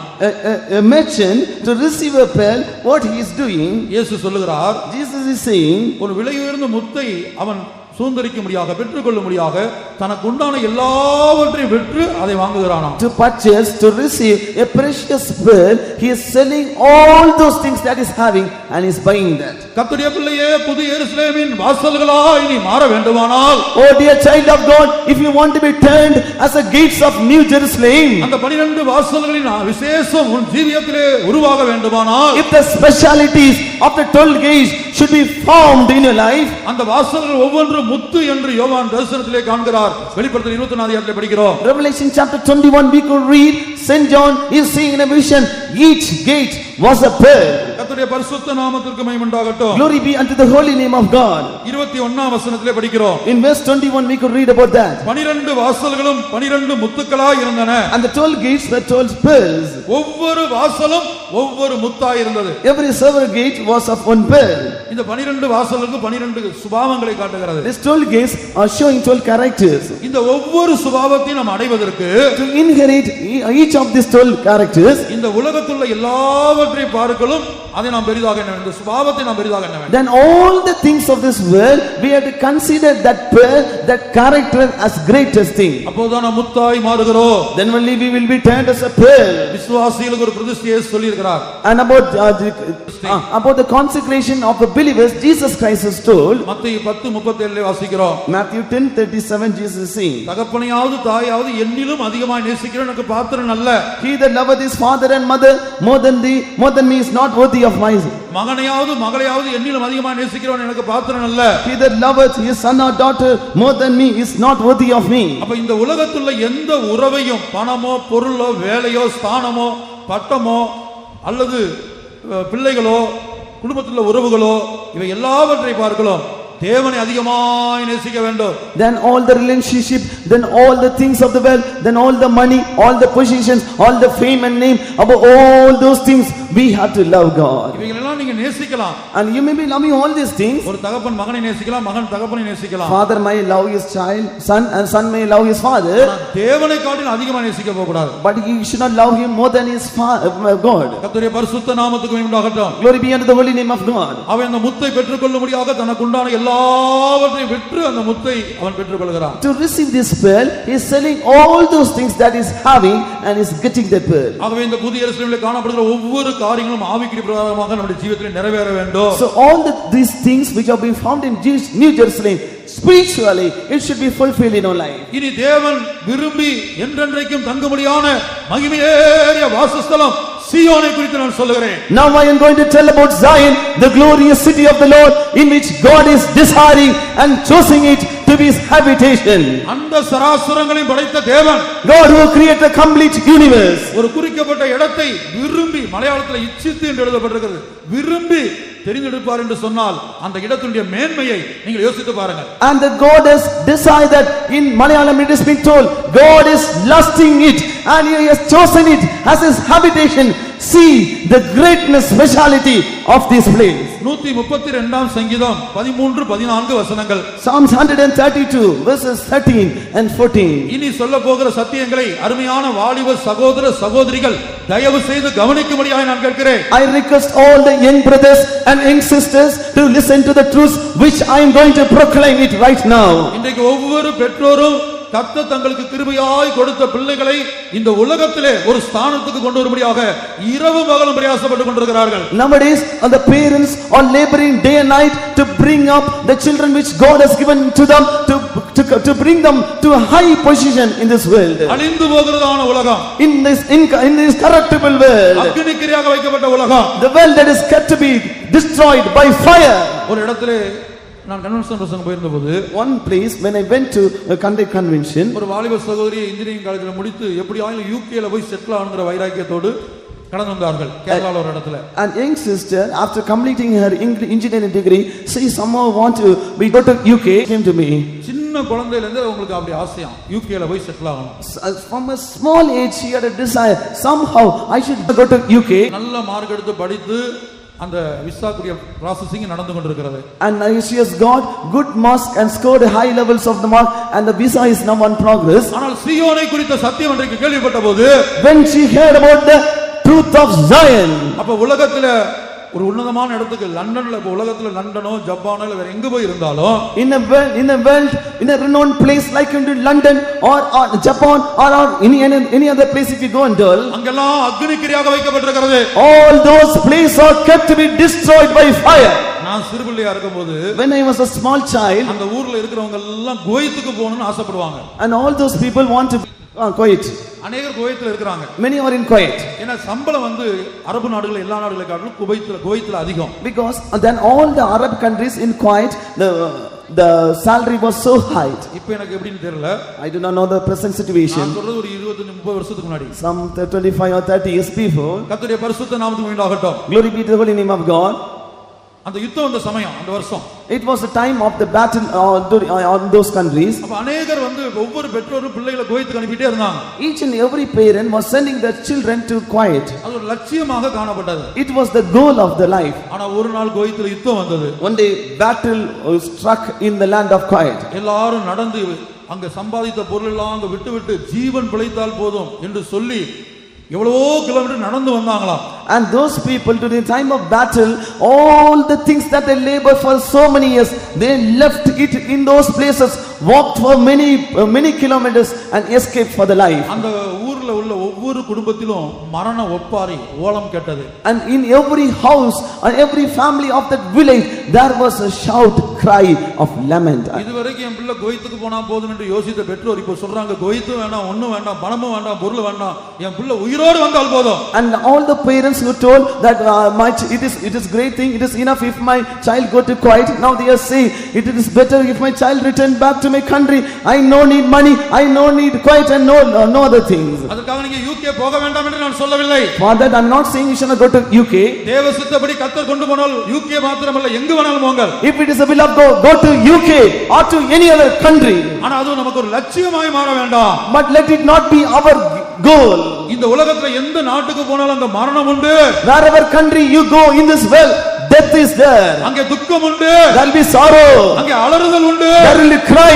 அங்கே கண்ணீர் உண்டு. there will be cries. அக்னிக்கிரையாக வைக்கப்பட்டிருக்கிற இந்த உலகம், this world is kept to be destroyed by fire. ஒரு பூமி எதிர்ச்சி வந்தால் போதும். if an earthquake attacks, ஜப்பானியர்களை பாருங்கள். see the Japanese, இரண்டாம் உலக மகா யுத்தத்துக்கு பிற்பாடு after the second world war, கடின உழைப்பின் மூலமாக and through hard labor, Japan தேசத்தை நன்றாக கொண்டு வந்தாங்களாம். they developed the country of Japan to a high state. இன்றைக்கு உலகத்திலேயே மிகவும் பிரபலமான ஆடம்பரமான நகரம் என்று சொல்லி டோக்கியோவை சொல்லுகிறார்கள். and they are saying that Tokyo is the most luxurious and expensive city in the world. கர்த்தருடைய பரிசுத்த நாமத்துக்கு உண்டாகட்டும். glory be to the holy name of God. ஆனா சமீபத்தில் ஜப்பான்ல என்ன நடந்தது? recently what happened in Japan? கடந்த வருடத்துல என்ன சம்பவித்தது? what happened the previous year? அங்கே பூமி எதிர்ச்சி உண்டானது. earthquake came. எரிமலை சீற்றங்கள் உண்டானது. volcanoes erupted. அணு உலை விபத்து சம்பவித்தது. there was a nuclear danger. அணு கதிர்வீச்சு மூலமாக ஒரு பெரிய அழிவு அந்த தேசத்தில் சம்பவித்திருக்கிறது. and due to this nuclear atoms getting spread, there was a great destruction in the country. ஆனா இந்த மகிமையேறிய புதிய எருசலேமை குறித்து நாம் பார்க்கும்போது, but when we see about this glorious new Jerusalem, அங்கே மரணம் இல்லை, there is no death, அங்கே அலறுதல் இல்லை, there is no cry, அங்கே துக்கம் இல்லை, there is no sorrows. இந்த புதிய எருசலேமில் உன்னதமான இடம் தான் சீயோன். in this new Jerusalem, the highest peak place is Zion. தேவன் விரும்பி வாசம் பண்ணும்படியாய் தெரிந்தெடுத்த இடம். it is a place which God has desired and chosen it for his habitation. இயேசு இந்த பூமியில் இருந்தபோது ஒரு தாய் வந்தார்கள். and when Jesus was in this world, a mother came to him. உனக்கு என்ன வேண்டும் என்று கேட்டார். Jesus asked, what do you want? அந்த தாய் சொன்னாங்க, that mother told, எனக்கு 2 பிள்ளைகள் இருக்கிறார்கள். I have 2 sons.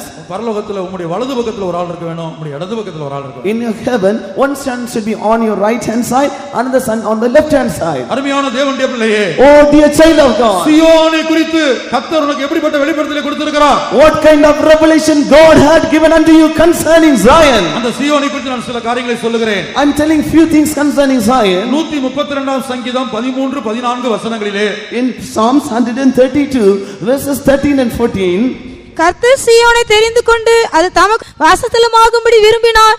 இது என்றென்றைக்கும் நான் தங்கும் இடம். இதை நான் விரும்பினபடியால் இங்கே வாசம் பண்ணுவேன். For the Lord had chosen Zion, he had decided for his habitation. This is my rest forever. Here will I dwell, for I have desired it. தேவன் என்றென்றைக்கும் தங்கும்படியாக விரும்பி தெரிந்தெடுத்த அந்த வாசஸ்தலத்தை கர்த்தருடைய பிள்ளையே உனக்கு அது வேண்டாமா?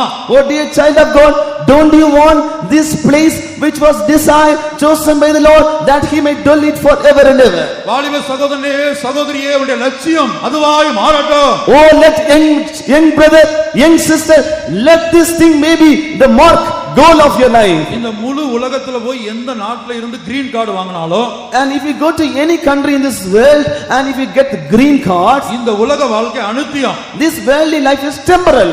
கொஞ்ச வருஷங்கள் தான் இருக்க போறோம். We are going to live only for a short period. ஆனா நித்திய காலமாக, but forever and ever, தேவனோடு கூட to be with God. அண்ட சராசரங்களை படைத்த தேவன், God who created complete universe, விரும்பி தெரிந்து கொண்ட சீயோனை, they desired and chosen Zion. வாலிப சகோதரனே சகோதரியே, நீ விரும்ப மாட்டாயோ? Oh young brother, oh young sister, won't you desire it? கர்த்தருடைய பரிசுத்த நாமத்துக்கு உண்டாகட்டும். Glory be unto the holy name of God. அந்த சீயோனின் தன்மை என்ன? What is the attribute of this Zion? 50ஆம் சங்கீதம் 2ஆம் வசனம். Psalms 50 and verse 2. பூரண வடிவுள்ள சீயோனிலிருந்து தேவன் பிரகாசிக்கிறார். Out of Zion, the perfection of beauty, God shineth. மூல பாஷையில் மிக்லால் யோபி என்று எழுதப்பட்டிருக்கிறது. பூரண வடிவு என்பது மிக்லால் யோபி என்று எழுதப்பட்டிருக்கிறது. The perfection of beauty in original tongue is called Mikla Gofi. இதை எபிரேய வேத வல்லுநர்கள் இதற்கு விளக்கம் கொடுக்கும்போது, when Hebrew Bible scholars are giving interpretations for that, அதாவது மனித ஞானத்தினால் மனித வார்த்தைகளால் வர்ணிக்கப்பட முடியாத ஒரு அழகு அங்க இருக்கிறதா. that's a beauty which cannot be declared, manifested, uttered by human tongues is abiding there. ஒரு மனித ஞானத்தினால மனிதனுடைய வார்த்தைகளால வர்ணிக்க முடியாத ஒரு பூரண அழகு அங்க இருக்கிறது. A perfect beauty is that which cannot be manifested or uttered or spoken by human knowledge and by human tongues. கர்த்தருடைய பரிசுத்த நாமத்திற்கு மகிமை உண்டாகட்டும். Glory be unto the holy name of God. அடுத்து 48ஆம் சங்கீதம் 2ஆம் வசனத்தை வாசிக்கும்போது, in Psalms 48 and verse 2, வடதிசையில் உள்ள சீயோன் பர்வதம் வடிப்பமான ஸ்தானமும் சர்வ பூமியின் மகிழ்ச்சியுமாயிருக்கிறது. அதுவே மகாராஜாவின் நகரம். Beautiful for situation, the joy of the whole earth is Mount Zion on the sides of the north, the city of the great king.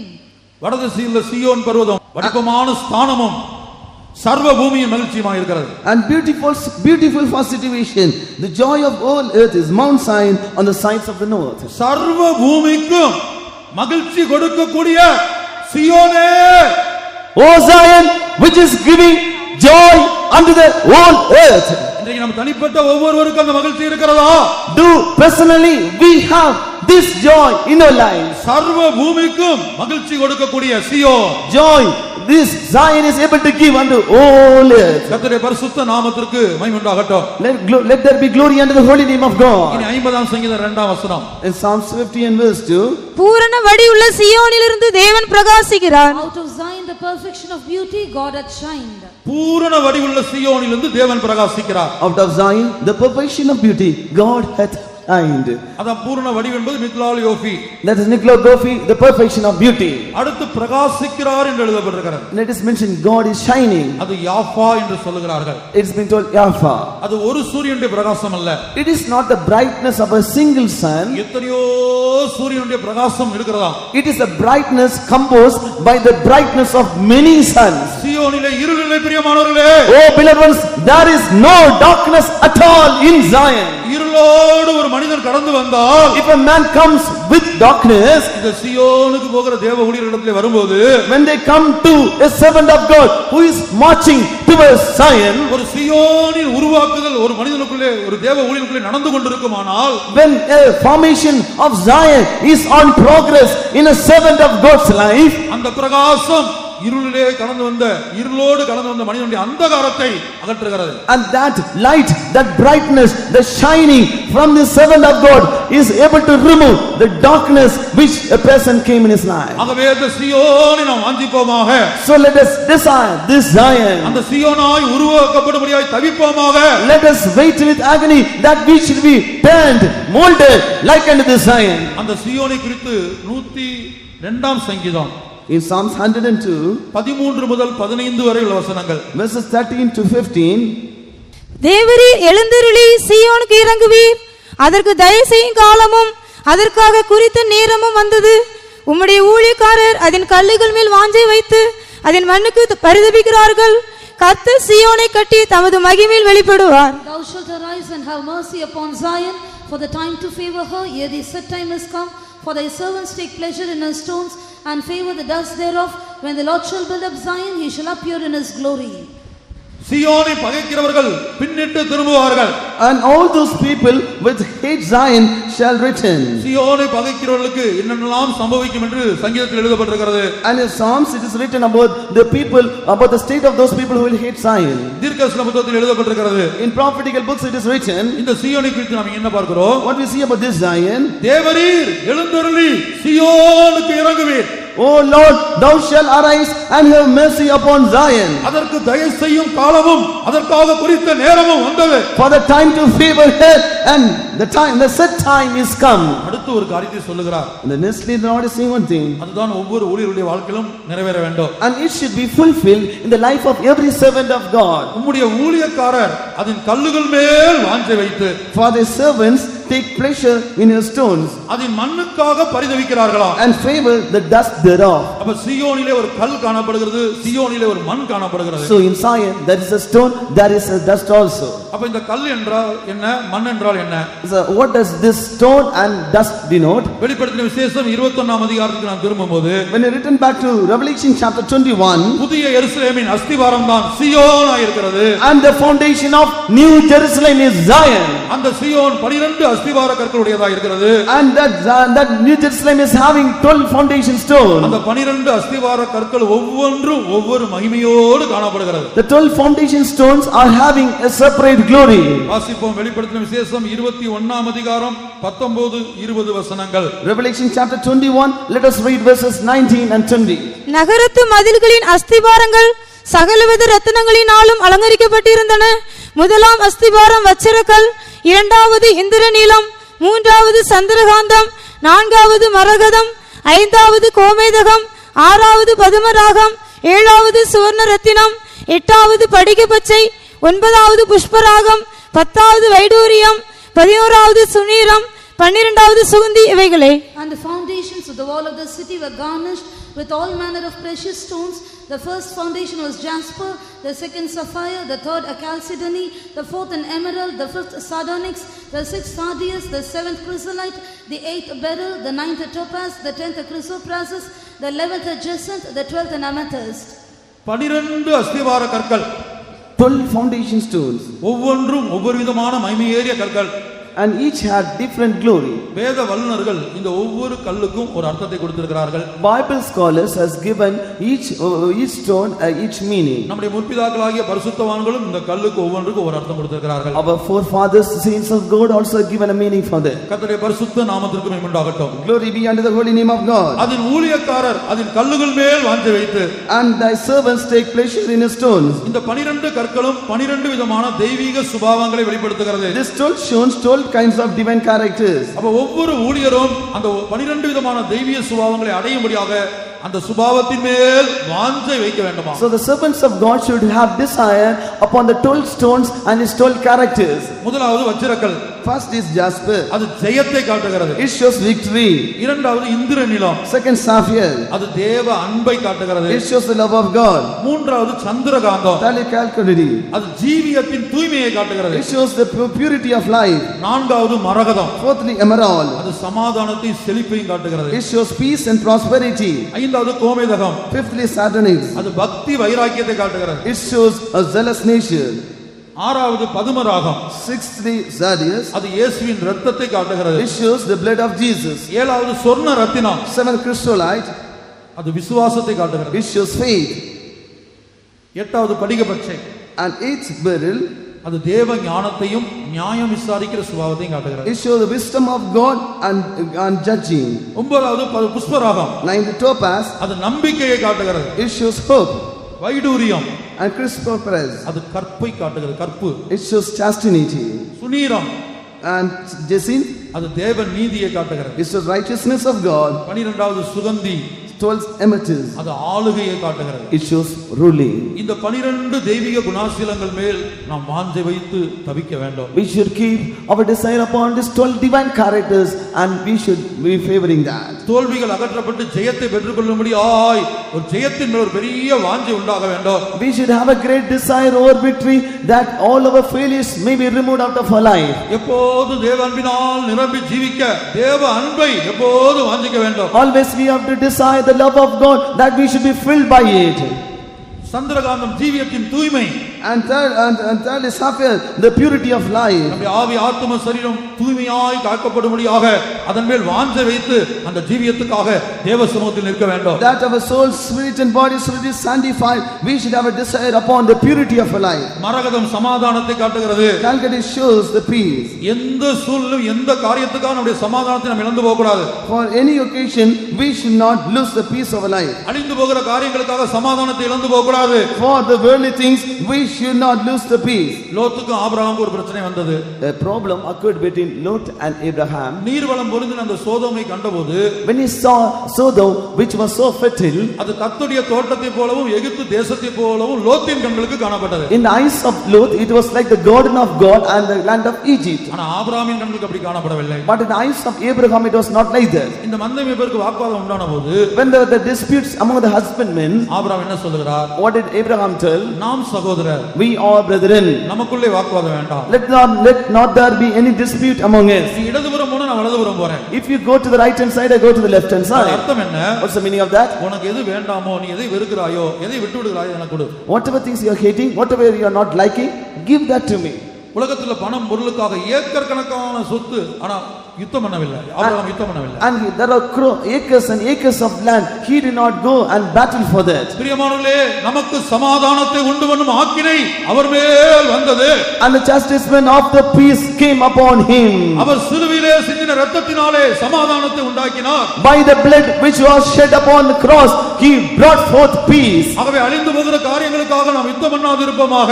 So let us not battle for corruptible things. தேவ ஜனங்களுக்கு இந்த சமாதானம் தேவை. People of God need this peace. புதிய வானத்துக்கு போகக்கூடிய ஆபிரகாமுக்கே இந்த தரிசனம் இருந்தது. And this Abraham who is going to new. ஆகவே சமாதானத்தை நாம் காத்துக்கொள்ள வேண்டும். So let us keep our peace. பக்தி வைராக்கியம் கோமேதகம். And sadness is edification. பக்தி வைராக்கியம். Edification. உம்முடைய வீட்டை குறித்து உண்டான பக்தி வைராக்கியனை பட்சித்தது என்று இயேசு சொல்கிறார். Jesus is saying the zealous nature of your house is burned in my life. ஆகவே பக்தி வைராக்கியத்தோடு நாம் காணப்பட வேண்டும். So we should be with a great godly nature or zealous nature. அந்த பக்தி வைராக்கியம் தான் தானியேலை சிங்கத்தின் கெபிக்கு இறங்கி போக வைத்தது. That zealous nature made Daniel to disown to the den of lions. பக்தி வைராக்கியம் தான் சாத்ராக் மேஷாக் ஆபேத்நேகோவை 7 மடங்கு சூடாக்கப்பட்ட அக்கினிக்குள் இறங்கி போக வைத்தது. The godliness alone made Shadrach, Meshach and Abednego to go down to the fiery furnace. கர்த்தருடைய பரிசுத்த நாமத்துக்கு மகிமை உண்டாகட்டும். Glory be unto the holy name of God. ஆகவே அருமையானவர்களே, இந்த 12 விதமான கற்கள் ஒவ்வொரு தெய்வீக குணாசலத்தை காண்பிக்கிறது. So the 12 kinds of stones shows 12 divine characters. நம்முடைய ஊழியக்காரர் அதன் கல்லுகள் மேல் வாஞ்சை வைத்து அதன் மண்ணுக்காக பரிதவிக்கிறார்கள். For the servants take pleasure in the stones and favor the dust thereof. மண் என்று சொல்லும்போது When we see about the dust, மூல பாஷையில் அதுக்கு பல அர்த்தங்கள் கொடுக்கப்பட்டிருக்கிறது. there are various meanings given in the original tongue. முதலாவது களிமண். First is clay. அந்த மண் என்பதற்கு மூல பாஷையில் கொடுக்கப்பட்ட அர்த்தம் களிமண். And for the word called dust in original tongue it is given as clay. ஒவ்வொரு ஊழியக்காரரும் ஆண்டவரே உம்முடைய கரத்தில் ஒரு களிமண்ணை போல நான் காணப்பட வேண்டும் என்று பரிதவிக்கணுமா? Each and every servant of God should commit in the hands of the Lord saying, "Oh Lord, in your hands I am like a clay." ஆண்டவருடைய கரத்தில் ஒரு களிமண்ணை போல காணப்பட வேண்டும். You should be like a clay in God's hands. இந்த களிமண்ணை குறித்து நான் பார்க்கும்போது When you see about the clay, அந்த களிமண்ணை கொண்டு பாத்திரங்கள் செய்யப்படுகிறது. by clay vessels are made. சில பாத்திரங்கள் கனமான பாத்திரங்களா இருக்கிறது. Some vessels are honorable, கனத்துக்குரிய பாத்திரங்கள். honorable vessels. சில பாத்திரங்கள் கனவீனத்துக்குரிய பாத்திரங்கள். Some are dishonorable, unhonorable vessels. கர்த்தருடைய பரிசுத்த நாமத்துக்கு மகிமை உண்டாகட்டும். Glory be unto the holy name of God. சில பாத்திரங்கள் பிரயோஜனமான பாத்திரங்கள். Some vessels are useful, சில பாத்திரங்கள் பிரயோஜனமற்ற பாத்திரங்கள். some vessels are useless. சில பாத்திரங்கள் கெட்டுப்போன பாத்திரங்கள். Some vessels are marred. கர்த்தருடைய பரிசுத்த நாமத்துக்கு உண்டாகட்டும். Glory be unto the holy name of God. எந்த பாத்திரமாக இந்த பெரிய வீட்டிலே கர்த்தர் நம்மை வைத்திருந்தாலும், in whatever type of vessel God would have kept in this big house, தேவனுடைய கரத்திலே ஒரு களிமண்ணை போல நாம் காணப்பட வேண்டும். We should be found like a clay in God's hands. அதற்கு சொந்த விருப்பங்கள் இல்லை. And no self desire. கர்த்தருடைய பரிசுத்த நாமத்துக்கு மகிமை உண்டாகட்டும். Let glory be unto the holy name of God. ஆகவே அந்த பாத்திரத்தின் அந்த களிமண்ணை போன்ற ஒரு அனுபவத்தை நாம் பெற்றுக்கொள்வோமாக. So let us receive an experience like unto this clay. இரண்டாவதாக Secondly, அந்த குப்பை என்று அர்த்தம் சொல்லப்பட்டிருக்கிறது. and it is being called like unto the dust. அடுத்து ஒரு அழுக்கு. Next, filthy. 1 கொரிந்தியர் 4:13. 1 Corinthians 4:13. 1 கொரிந்தியர் 4:13. தூசிக்கப்பட்டு வேண்டிக் கொள்ளுகிறோம், இந்நாள் வரைக்கும் உலகத்தின் குப்பையை போலவும் எல்லாரும் துடைத்து போடுகிற அழுக்கை போலவும் ஆனோம். Being defamed, we entreat, we are made as the filth of the world and are the offscouring of all things unto this day. இந்த ஒரே வசனத்தில் அப்போஸ்தலன் 2 காரியங்களை சொல்லுகிறார். In the same verse, Apostle is saying about two things. குப்பையை போலவும் இருக்கிறோம், எல்லாரும் துடைத்து போடுகிற ஒரு அழுக்கை போலவும் இருக்கிறோம். First, the filth of the world, and second, offscouring of all things. கர்த்தருடைய பரிசுத்த நாமத்திற்கு மகிமை உண்டாகட்டும். Let there be glory unto the holy name of God. அப்ப இந்த ஊழியத்தின் பகுதியில் ஒரு குப்பையை போல பயன்படுத்தப்பட்டாலும், So in this type of ministry, for the sake of ministry, we may be used like a filth. எல்லாரும் துடைத்து போடுகிற ஒரு அழுக்கை போல காணப்பட்டால் நடத்தப்பட்டாலும், Sometimes we may be led like an offscouring by others. இப்படிப்பட்ட ஜீவியத்துக்காக நாம் பரிதவிக்க வேண்டுமா? And we have to favor for this type of life. ஆண்டவரே, இப்படிப்பட்ட ஒரு அனுபவத்தை என் ஜீவியத்திலே தாரும். Oh Lord, give me this type of experience in my life. நம்முடைய மத்தியிலே ஒரு சென்டர் அசிஸ்டன்ட் மதர் இருந்தாங்க, அடையாறுல இருந்தாங்க. In Adia, there was a center assistant mother. அவங்க சாயங்காலம் ஊழியர்கள் ஜெபம் எடுக்கும்போது ஒரு காரியம் சொல்லுவாங்க. In evenings prayers of the workers, she will tell one thing. இப்போ ஊழியத்துக்கு வந்த நாள்ல இருந்து அவளுடைய ஸ்தானத்துக்கு உயர்த்தப்படுற வரையிலும் ஒவ்வொரு நாளும் அவங்களுடைய ஜெபம் வந்து தேவனுடைய வீட்டுல எல்லாரும் மிதிக்கிற அந்த மிதியடியை போல கால்களை துடைத்துட்டு வரணும் இல்லையா, அதுபோல நான் காணப்பட வேண்டும் என்று ஜெபித்துக் கொண்டே இருப்பாங்க. And every day from the day of ministry, when she started the ministry till she came to the position, she was praying she should be like the doormat in the house of God. கர்த்தருடைய பரிசுத்த நாமத்துக்கு உண்டாகட்டும். Let there be glory unto the holy name of God. அவங்க சொல்றாங்க, இவ்வளவு பெரிய வீட்டுல இந்த ஸ்தானத்துல வந்து நான் உட்கார்ந்த பிற்பாடும் என்னுடைய ஒவ்வொரு நாள் ஜெபமும் அப்படிதான் இருக்கிறது. In the big house, when I came to this position and sitting here, daily my prayers is for that. அதன் ஊழியக்காரர் அதன் கல்லுகள் மேல் வாஞ்சை வைத்து மண்ணுக்காக பரிதவிக்கிறார்கள். And the servants take pleasure in the stones and favor the dust thereof. ஆண்டவரே, ஒரு களிமண்ணை போல என்னை மாற்றும். Oh Lord, change me like unto a dust. ஒரு குப்பை போல நான் காணப்படட்டும். Change me like a filth. இந்த ஊழியத்துல ஒரு குப்பை போல நான் காணப்படட்டும். And in this ministry I should be like a dung. எல்லாரும் துடைத்து போடப்படுகிற ஒரு அழுக்கை போல என்னை நடத்தினாலும், Even though they may be leading me like a offscouring which is being removed by all. எனக்கு அது போதும் ஆண்டவரே. Oh Lord, let it is enough for me. ஒரு பெரிய ராஜா சொல்லுகிறார், தாவீது, David, a great king, is saying, உங்கள் வீட்டு வாசற்படியில் எனக்கு ஒரு இடம் கிடைத்தால் போதும். and I should get a place in the door of the house. உங்கள் வீட்டு வாசற்படியில் எனக்கு ஒரு இடம் கிடைத்தால் போதும். I should be a doorkeeper in the house. கர்த்தருடைய பரிசுத்த நாமத்துக்கு மகிமை உண்டாகட்டும். The glory be unto the holy name of God. நம்முடைய ஊழியக்காரர்கள் கல்லுகள் மேல் வாஞ்சை வைத்து மண்ணுக்காக பரிதவிக்கிறார்கள். And the servants take pleasure in the stones and favor the dust thereof. ஆகவே அந்த மகிமையேறிய சீயோனாய் மாற்றும்படி, To be turned as a glorious Zion. இந்த சுபாவங்களை ஆண்டவர் பல்வேறு பாதைகள் வழியாக நடத்தி, And Lord God is leading us through various paths and creating these characters in our life. பல்வேறு மனிதர்களை நமக்கு விரோதமாய் எழுப்பி, Arising up many men against us. நம்மை உடைத்து நொறுக்கி இப்படிப்பட்ட பாதையிலே நடத்தி அந்த மகிமையேறிய ஸ்தானத்துக்கு அவர் இருக்கக்கூடிய அந்த இடத்துக்கு நம்மை தகுதிப்படுத்துகிறார். Breaking us, crushing us, pondering us and molding us, and the Lord is making us to be fit to be found in the same glorious place where he is dwelling. அடுத்து சீயோனிலே பிரவேசிக்க சில தகுதிகளை வெளிப்படுத்தல் 14ஆம் அதிகாரம் முதல் 5 வசனங்களிலே பார்க்கிறோம். In Revelation chapter 14, the first 5 verses, we could find out certain qualification needed to go to this Mount Zion. சில வசனங்கள் தமிழிலே அது தெளிவாக இல்லை. In certain verses are not clear in Tamil. மூல பாஷையிலே அது தெளிவாக சொல்லப்பட்டிருக்கிறது. Original tongue, it is very clearly written. பிதாவின் நாமமும் குமாரனுடைய நாமமும் நெற்றியில் எழுதப்பட வேண்டும். The name of the Father and the name of the Son should be written on the foreheads. அதாவது பிதாவின் சிந்தையும் குமாரனுடைய சிந்தையும் பெற்றுக்கொள்ள வேண்டும். They should have the mind of the Father and the mind of the Son. 144,000 பேருக்கு மாத்திரமே அங்க இடம். That's a place for only 1,44,000. ஒரு நபர் கூடுவதும் இல்லை, ஒரு நபர் குறைவதும் இல்லை. And one person will not be increased or one person will not be decreased. கர்த்தருடைய பரிசுத்த நாமத்துக்கு உண்டாகட்டும். Glory be unto the holy name of God. ஆகவே பிதாவின் சிந்தை குமாரனுடைய சிந்தை உருவாக்கப்பட வேண்டும். So we should have the mind of the Father as well as the mind of the Son. இரண்டாவது பூமியிலிருந்து மீட்டுக் கொள்ளப்பட்டவர்களாக இருக்க வேண்டும். Secondly, they should be redeemed from earth. மூன்றாவது மனுஷரிலிருந்து மீட்டுக் கொள்ளப்பட்டவர்களாக இருக்க வேண்டும். Thirdly, redeemed from men. நான்காவது ஸ்திரீகளால் தங்களை கரைப்படுத்தாதவர்களாக இருக்க வேண்டும். And fourthly, not defiled by women. ஐந்தாவது கற்புள்ளவர்களாக இருக்க வேண்டும். And fifthly, they are virgins. ஆறாவது ஆட்டுக்குட்டியானவர் எங்கே போனாலும் அங்கே பின்பற்றி போக வேண்டும். Sixthly, wherever the lamb is going, they have to follow. ஏழாவது வாயில் கபடமில்லாதவர்களாக இருக்க வேண்டும். Seventhly, there is no guile in the mouth.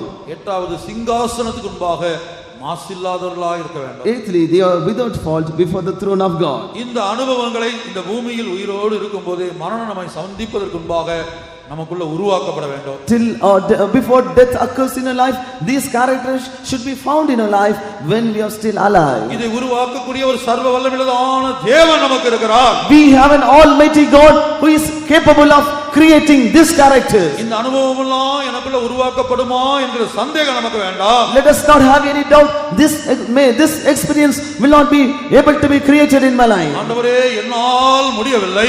Oh Lord, it is not at all possible by me. எனக்கு உதவி செய்யும். Oh Lord, help me. என்னை உம்மை போல மாற்று. Change me like unto you. ஒவ்வொரு நாளும் அவருடைய பாதத்தை நாம் பற்றி பிடித்தால் Every day if you hold on unto his feet, பேதைகளாய் இருந்தாலும் இந்த பாதையிலே திசை கெட்டு போவதில்லை. even though we are simple, we will not be made astray in this அந்த path. மகிமையேறிய சீயோனை நோக்கி பார்ப்போமாக. Let us behold the glorious Zion. கொஞ்ச நேர கண்களை மூடி நீங்கள் காத்திருங்கள். And you close your eyes and tarry for a few சில minutes. நிமிஷங்களுடைய கண்களை மூடி அந்த சீயோனிலிருந்து மகிமை இறங்கி வருகிறது. In a few moments when you are closing your eyes from Zion, the glory is descending right down here. பூரண வடிவுள்ள சீயோனிலிருந்து தேவன் பிரகாசிக்கிறார். Out of perfection of beauty, God is shining. அந்த பூரண வடிவு அந்த அழகு எதை காட்டுகிறது என்று சொன்னால் தேவ ஊழியர்களுக்கு காணப்படுகிற பிரதிஷ்டையை காட்டுகிறது. The perfection of beauty issues the consecration of a servant of God. விசுவாசிகளுக்கு இல்லாத தேவனுடைய ஒவ்வொரு கிறிஸ்தவனுக்கும் இல்லாத மேன்மையான பிரதிஷ்டையை தேவ ஊழியர்களுக்கு ஆண்டவர் கொடுத்திருக்கிறார். To the servants of God, God has given a great consecration which is not found in the midst of the believers or not found in the midst of the Christians. அந்த பிரதிஷ்டை தான் சீயோனின் பூரண வடிவை நமக்குள்ளே உருவாக்குகிறது. That consecration alone is bringing forth perfection of beauty in our life. இதோ பூரண வடிவுள்ள சீயோனிலிருந்து தேவன் பிரகாசிக்கிறார். Of the perfection of beauty of Zion, God hath shined. இப்ப சீயோனுக்கு நமக்கு என்ன சம்பந்தம் என்று விசுவாசிகள் யோசிக்க கூடாது. So the believers do not think what connection is between this Zion and us. இந்த உலகத்தில் உங்களை தேடி வரக்கூடிய சகல ஆசீர்வாதமும் And all the blessings that you are needed in this world, அது எங்கிருந்து வருகிறது? from where it is coming? கர்த்தர் சீயோனிலிருந்து உன்னை ஆசீர்வதிப்பார். The Lord shall bless thee out of Zion. சீயோன் மூலமாக சீயோனிலிருந்து மாத்திரமே தேவன் ஒவ்வொரு தேவனுடைய பிள்ளையும் ஆசீர்வதிக்கிறார். From Zion alone, God is blessing each and every children of God. பிரியமானவர்களே, இந்த கூட்டத்தின் கடைசி நிமிஷங்களிலே Beloved ones, in the final moments of this meeting, அந்த பூரண வடிவுள்ள சீயோனிலிருந்து out of Zion, the perfection of beauty, ஒரு சூரியனுடைய பிரகாசம் அல்ல. not the brightness of one sun. பாருங்க, சூரியன் பக்கத்துல யாராவது நெருங்கி போக முடியுமா? Can any person go closer to the sun? சூரியனுக்கு பக்கத்துல யாராவது நெருங்க முடியுமா? Can any person draw near to sun? எத்தனையோ லட்சம் கிலோமீட்டருக்கு அந்த பக்கம் உள்ள சூரியன் அதனுடைய உஷ்ணம் இங்கே காணப்படுகிற பூமியிலே காணப்படுகிற நம்மை தாக்குகிறது.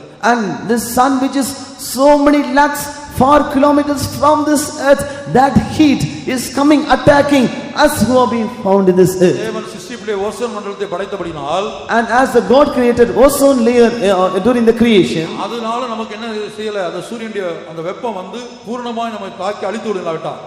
and the perfect heat of the sun is not coming and directly attacking us. இன்றைக்கு அந்த ஓசோன் மண்டலத்திலும் ஓட்டைகள் விழுந்து வருகிறது. And even in this ozone layers now there is holes. அந்திகிறிஸ்து ஆட்சிக்கு இந்த உலகம் ஆயத்தப்பட்டு வருகிறது.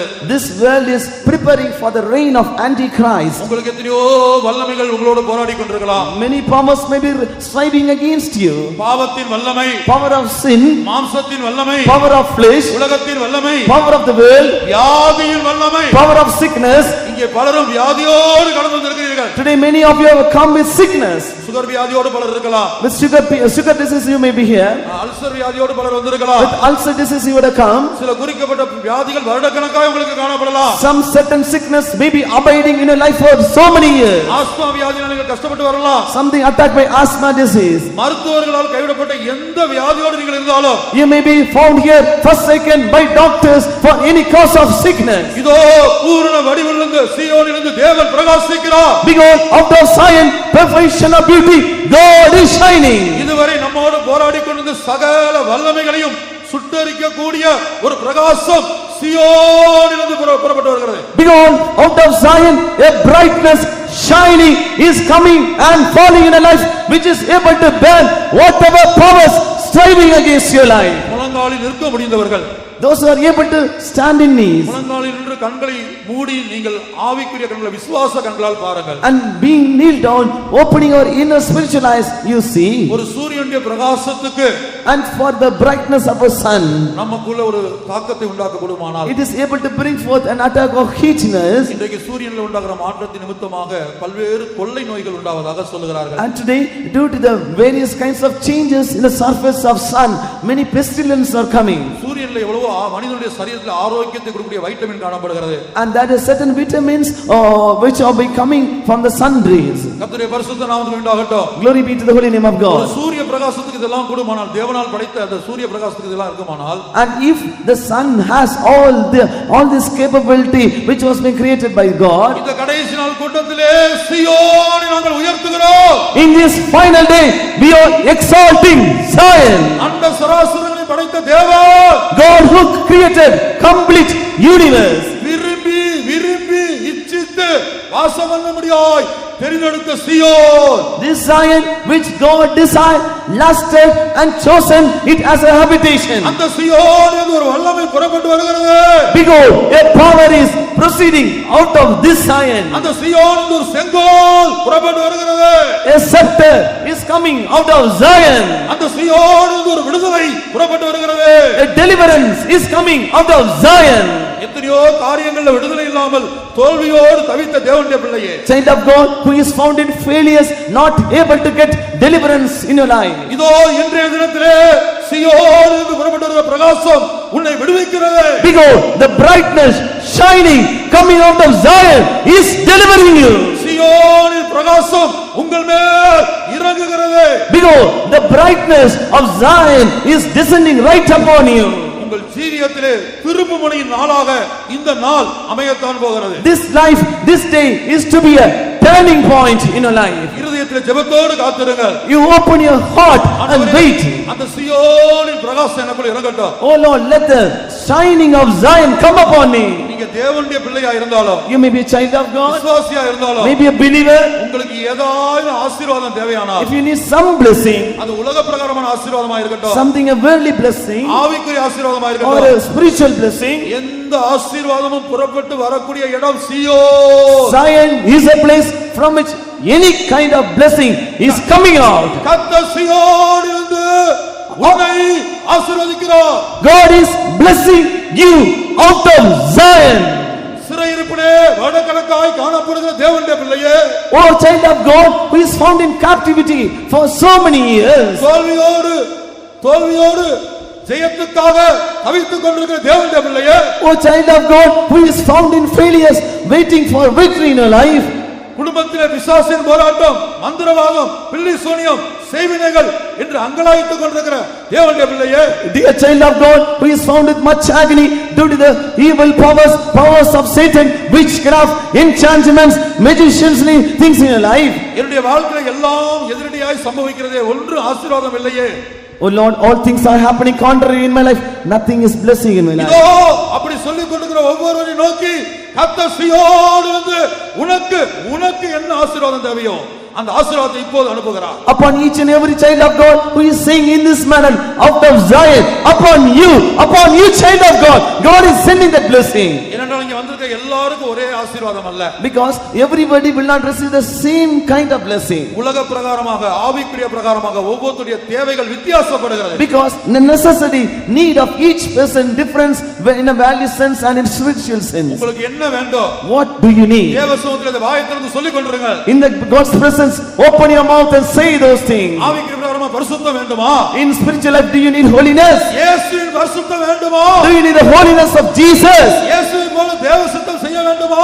Do you want to do the will of God like unto Jesus? இயேசுவுக்குள் காணப்பட்ட ஜெப ஆவி வேண்டுமா? Do you need the spirit of prayer that was found in Jesus? அந்த பூரணம் வேண்டுமா? Do you need perfection? எருசலேமை போல பூரணமாக மாற வேண்டுமா? Or you want to be turned perfected like unto Jerusalem? உங்களுக்கு என்ன தேவை? What is your need? உலக பிரகாரமாக என்ன வேண்டும்? Worldly sense, what is thy request? நீங்கள் விசுவாசத்தோடு இருக்கிற இடத்துல இருந்து வாயை திறந்து வரிசையா சொல்லிக் கொண்டிருங்கள். In faith, open your mouth, say all those things to the Lord. நாங்கள் தேவனுடைய நாமத்திலே சவால் விட்டு சொல்லுகிறோம். In the name of the Lord, we challenge and say, எங்களிடத்துல ஒன்றுமில்லை. we do not have anything in us. எங்களிடத்துல ஒன்றுமில்லை. We do not have anything in us. எங்களிடத்துல ஒன்றுமில்லை. We do not have anything in us. ஆனால் எல்லாம் சீயோனில் இருக்கிறது. But everything is found in Zion. அந்த சீயோனிலிருந்து உன்னை இதோ ஆசீர்வதித்துக் கொண்டிருக்கிறார். Because God is blessing you out of Zion right now. அநேகருடைய ஜீவியத்திலிருந்து சில கருத்த உருவங்கள் வெளியேறிக் கொண்டிருக்கிறது. From many people's life, dark images, dark powers are going out. இதுவரை உன் குடும்பத்தை கட்டி வைத்த அந்த காலத்தின் வல்லமை இப்போது வெளியேறுகிறது. And the evil powers that is binding your life is getting removed. பிரகாசம் உண்டாகிறது. And there is brightness in your life. கர்த்தருடைய பரிசுத்த நாமத்துக்கு உண்டாகட்டும். Glory be to the holy name of God. உன்மேல் இறங்குகிற அந்த பிரகாசத்தை உணர்கிறாயா? Are you able to see the brightness in your life? இப்ப சூரிய வெப்பம் நம்மேல் படும்போது உணர்கிறோம் இல்லையா? And we are able to see the heat of sun in your life. மதியம் பாருங்க எவ்வளவு வெயில். See in the midday how many hot. அதை உணர்கிறோம் சரீரத்துல. We are able to feel it in the body. அதுபோல சீயோனில் ஒரு பிரகாசம் இங்கே இறங்கி இந்த பந்தல் முழுவதும் இந்த ஹால் முழுவதும் அந்த மகிமை இறங்கி இருக்கு, பிரகாசம் இறங்கி இருக்கு. Similarly in the hall this glory is coming and descending. கர்த்தருடைய பரிசுத்த நாமத்துக்கு உண்டாகட்டும். Glory be to the holy name of God. உங்களால அனுபவிக்க முடிகிறதா? Are you able to enjoy it? உணர முடிகிறதா? Are you able to feel it? இல்ல நீங்க வந்த வண்ணமா திரும்பி போக போறீங்களா? Are you going to return in the same manner? வியாதியோடு வந்தீங்க. You came with sicknesses. அப்படி வியாதியோடு திரும்பி போக போறீங்களா? Are you going to return with sickness? எத்தனையோ ரகசிய பாவங்கள் விடுதல் இல்ல. And there is no deliverance from secret sin. அப்படியே தொடர்ந்து இருக்க போறீங்களா? Are you going to stay like that? பரிசுத்த வாழ்க்கை இல்ல. No Holy Spirit. ஜெயஜீவியம் இல்ல. No victorious life. அப்படியே இருக்க போறீங்களா? Are you going to be like that? இல்ல என் ஜீவியத்துல கர்த்தர் ஒரு காரியத்தை செய்ய வேண்டும். Oh no, God should do something in my life. இன்றைக்கே செய்ய வேண்டும். God should do it today. இதோ சீயோனிலிருந்து அந்த பிரகாசம் ஒவ்வொரு மேலும் இறங்கி கொண்டிருக்கிறது. Behold, that shining brightness is descending upon each and every one of us. இயேசு சொல்லுகிறார், Jesus is saying, வானமும் பூமியும் ஒளிந்து போகலாம். heaven and earth may pass away. இந்த வானமும் பூமியும் ஒளிந்து போகலாம். Heaven and earth may pass away. என் வார்த்தைகளோ இந்த எழுத்தின் உறுப்போ ஒளிந்தே போகாது. My word or bit or tittle of that word will not pass away. அப்படியானால் If it be so, பூரண வடிவுள்ள சீயோனிலிருந்து தேவன் பிரகாசிக்கிறார் என்கிற வார்த்தையில ஒரு புல் ஸ்டாப் கூட ஒளிந்து போகாது. and this word out of Zion, perfection of beauty, this word will never be pass away. ஒரு புள்ளி கூட ஒளிந்து போகாது. Not even bit or tittle will not go away. அப்படியே அந்த பிரகாசம் இப்போது இறங்கி வருகிறது. Behold, that brightness is descending now. சீயோனை our புதுப்பிக்கிறார். He is renewing Zion. சீயோனை our பிரகாசிக்கிறார். He is shining in Zion. சீயோனை உயிர்ப்பிக்கிறார். He is quickening Zion. வியாதியின் வல்லமை வெளியேறுகிறது. Power of sickness is being removed. இத்தனை வருட காலமாக உன்னை பலவீனப்படுத்திக் கொண்ட வல்லமை ஜெபிக்க விடாமல் தேவசமூகத்துக்கு வர விடாமல் தடுத்திருந்த அந்த வல்லமை இதோ சுட்டரிக்கப்படுகிறது. Because the powers which is not able to be made in a life, not to pray, not to come to God's presence, is getting burned. பாவத்தின் வல்லமையை சீயோனின் பிரகாசம் சுட்டரிக்கிறது. And the Zion's power, Zion shining, is destroying, burning the power of sin. மாம்சத்தின் வல்லமையை சீயோனின் பிரகாசம் இப்போதே சுட்டரிக்கிறது. Brightness of Zion is burning the power of sickness. வியாதியின் வல்லமை the power of sickness, பிசாசின் வல்லமை, power of devil, சகல வல்லமையும் சுட்டரிக்கக்கூடிய சக்தி சீயோனின் பிரகாசத்துக்கு உண்டு. because the brightness shining of Zion has the power to burn all the power of sickness and other things. உங்கள் எத்தனை பேர் அந்த அதிசயமான தேவனை தரிசிக்கிறீர்கள்? How many of you are able to see this invisible God? பிரகாச கண்களால் நோக்கி பாருங்கள். With eyes of faith see. ஓ, அந்த மின்னலின் வேகத்தை பார்க்கலாம். Oh, we can see that. ஒளியின் வேகத்தை பார்க்கலாம்.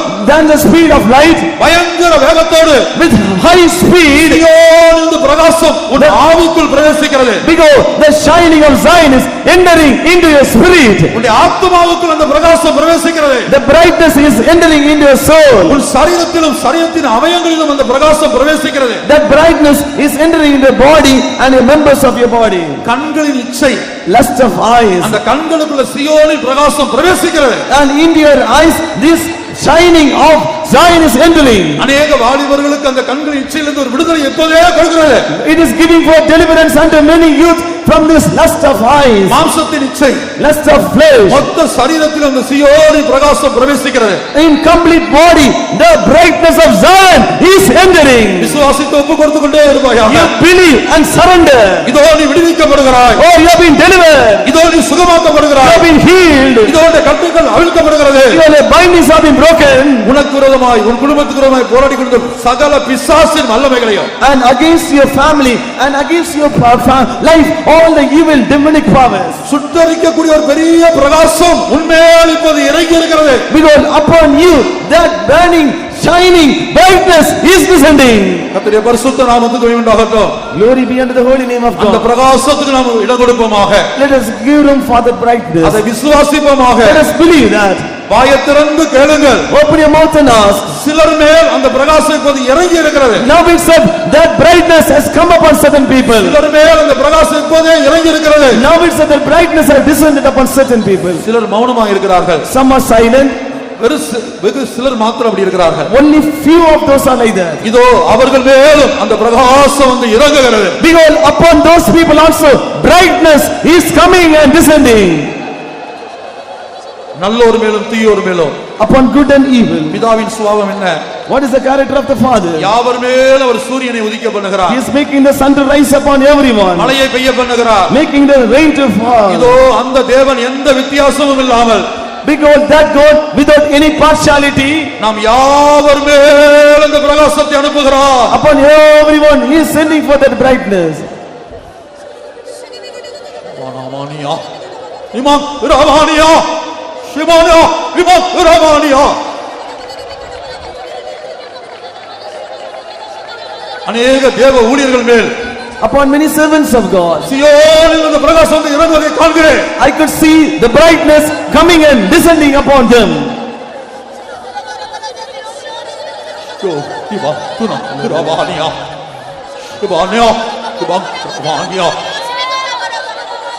அநேக தேவ ஜனத்தின் மேல், Upon many children of God, சீயோன் ஆசீர்வாதங்கள் இறங்கி வருவதை காண்கிறேன். I could see the blessing of Zion coming upon them. இன்றோருடைய ஜீவியம் மாறப் போகிறது. From today onwards, your life is getting changed. இன்றோரு சுபாவம் மாறப் போகிறது. Your character is getting changed. வாழ்க்கையில ஒரு பெரிய திருப்புமுனை ஆண்டவர் உண்டாக்கி இருக்கிறார். God has created a great turning point in your life. அந்த சீயோனை வாஞ்சிப்போம். Let us desire that Zion, ஒவ்வொரு பெற்றோரும் தவிப்போம். and let all the parents wait and tarry. கர்த்தாவே, நீர் எனக்கு கொடுத்த பிள்ளையை Oh Lord, the children that thou hast given, சீயோனில் காணப்பட வேண்டும். they should be found in Zion. அருமையான வாலிப சகோதரனே, சகோதரியே, Oh dear young brother and sister, உங்களில் சிலர் மேல் சீயோனின் அபிஷேகம் இப்போதே இறங்குகிறது. upon certain of you, anointing of the Zion is descending right now. இப்போதே சீயோனின் அபிஷேகம் சில வாலிபர்கள் மேல் இறங்குகிறது. Upon certain youth, anointing of Zion is descending. அந்த சீயோனை வாஞ்சிப்போமாக. Let us desire that Zion. அந்த கல்லுகளின் மேல் வாஞ்சிக்க வைப்போமாக. Let us have favor upon that இந்த stone. மண்ணுக்காக பரிதவிப்போமாக. Let us favor for the dust. கர்த்தர் உங்களுக்கும் எனக்கும் உதவி செய்வாராக. May the Lord help you and help myself. பரலோகத்திலே உன்னதமான மிக மகிமையேறிய வாசஸ்தலம் சீயோன். Zion, Zion. Zion, Zion, Zion, highest glorious habitation in Zion. நகரத்தின் மௌலிகள் மகிபனேச நான் நிலம்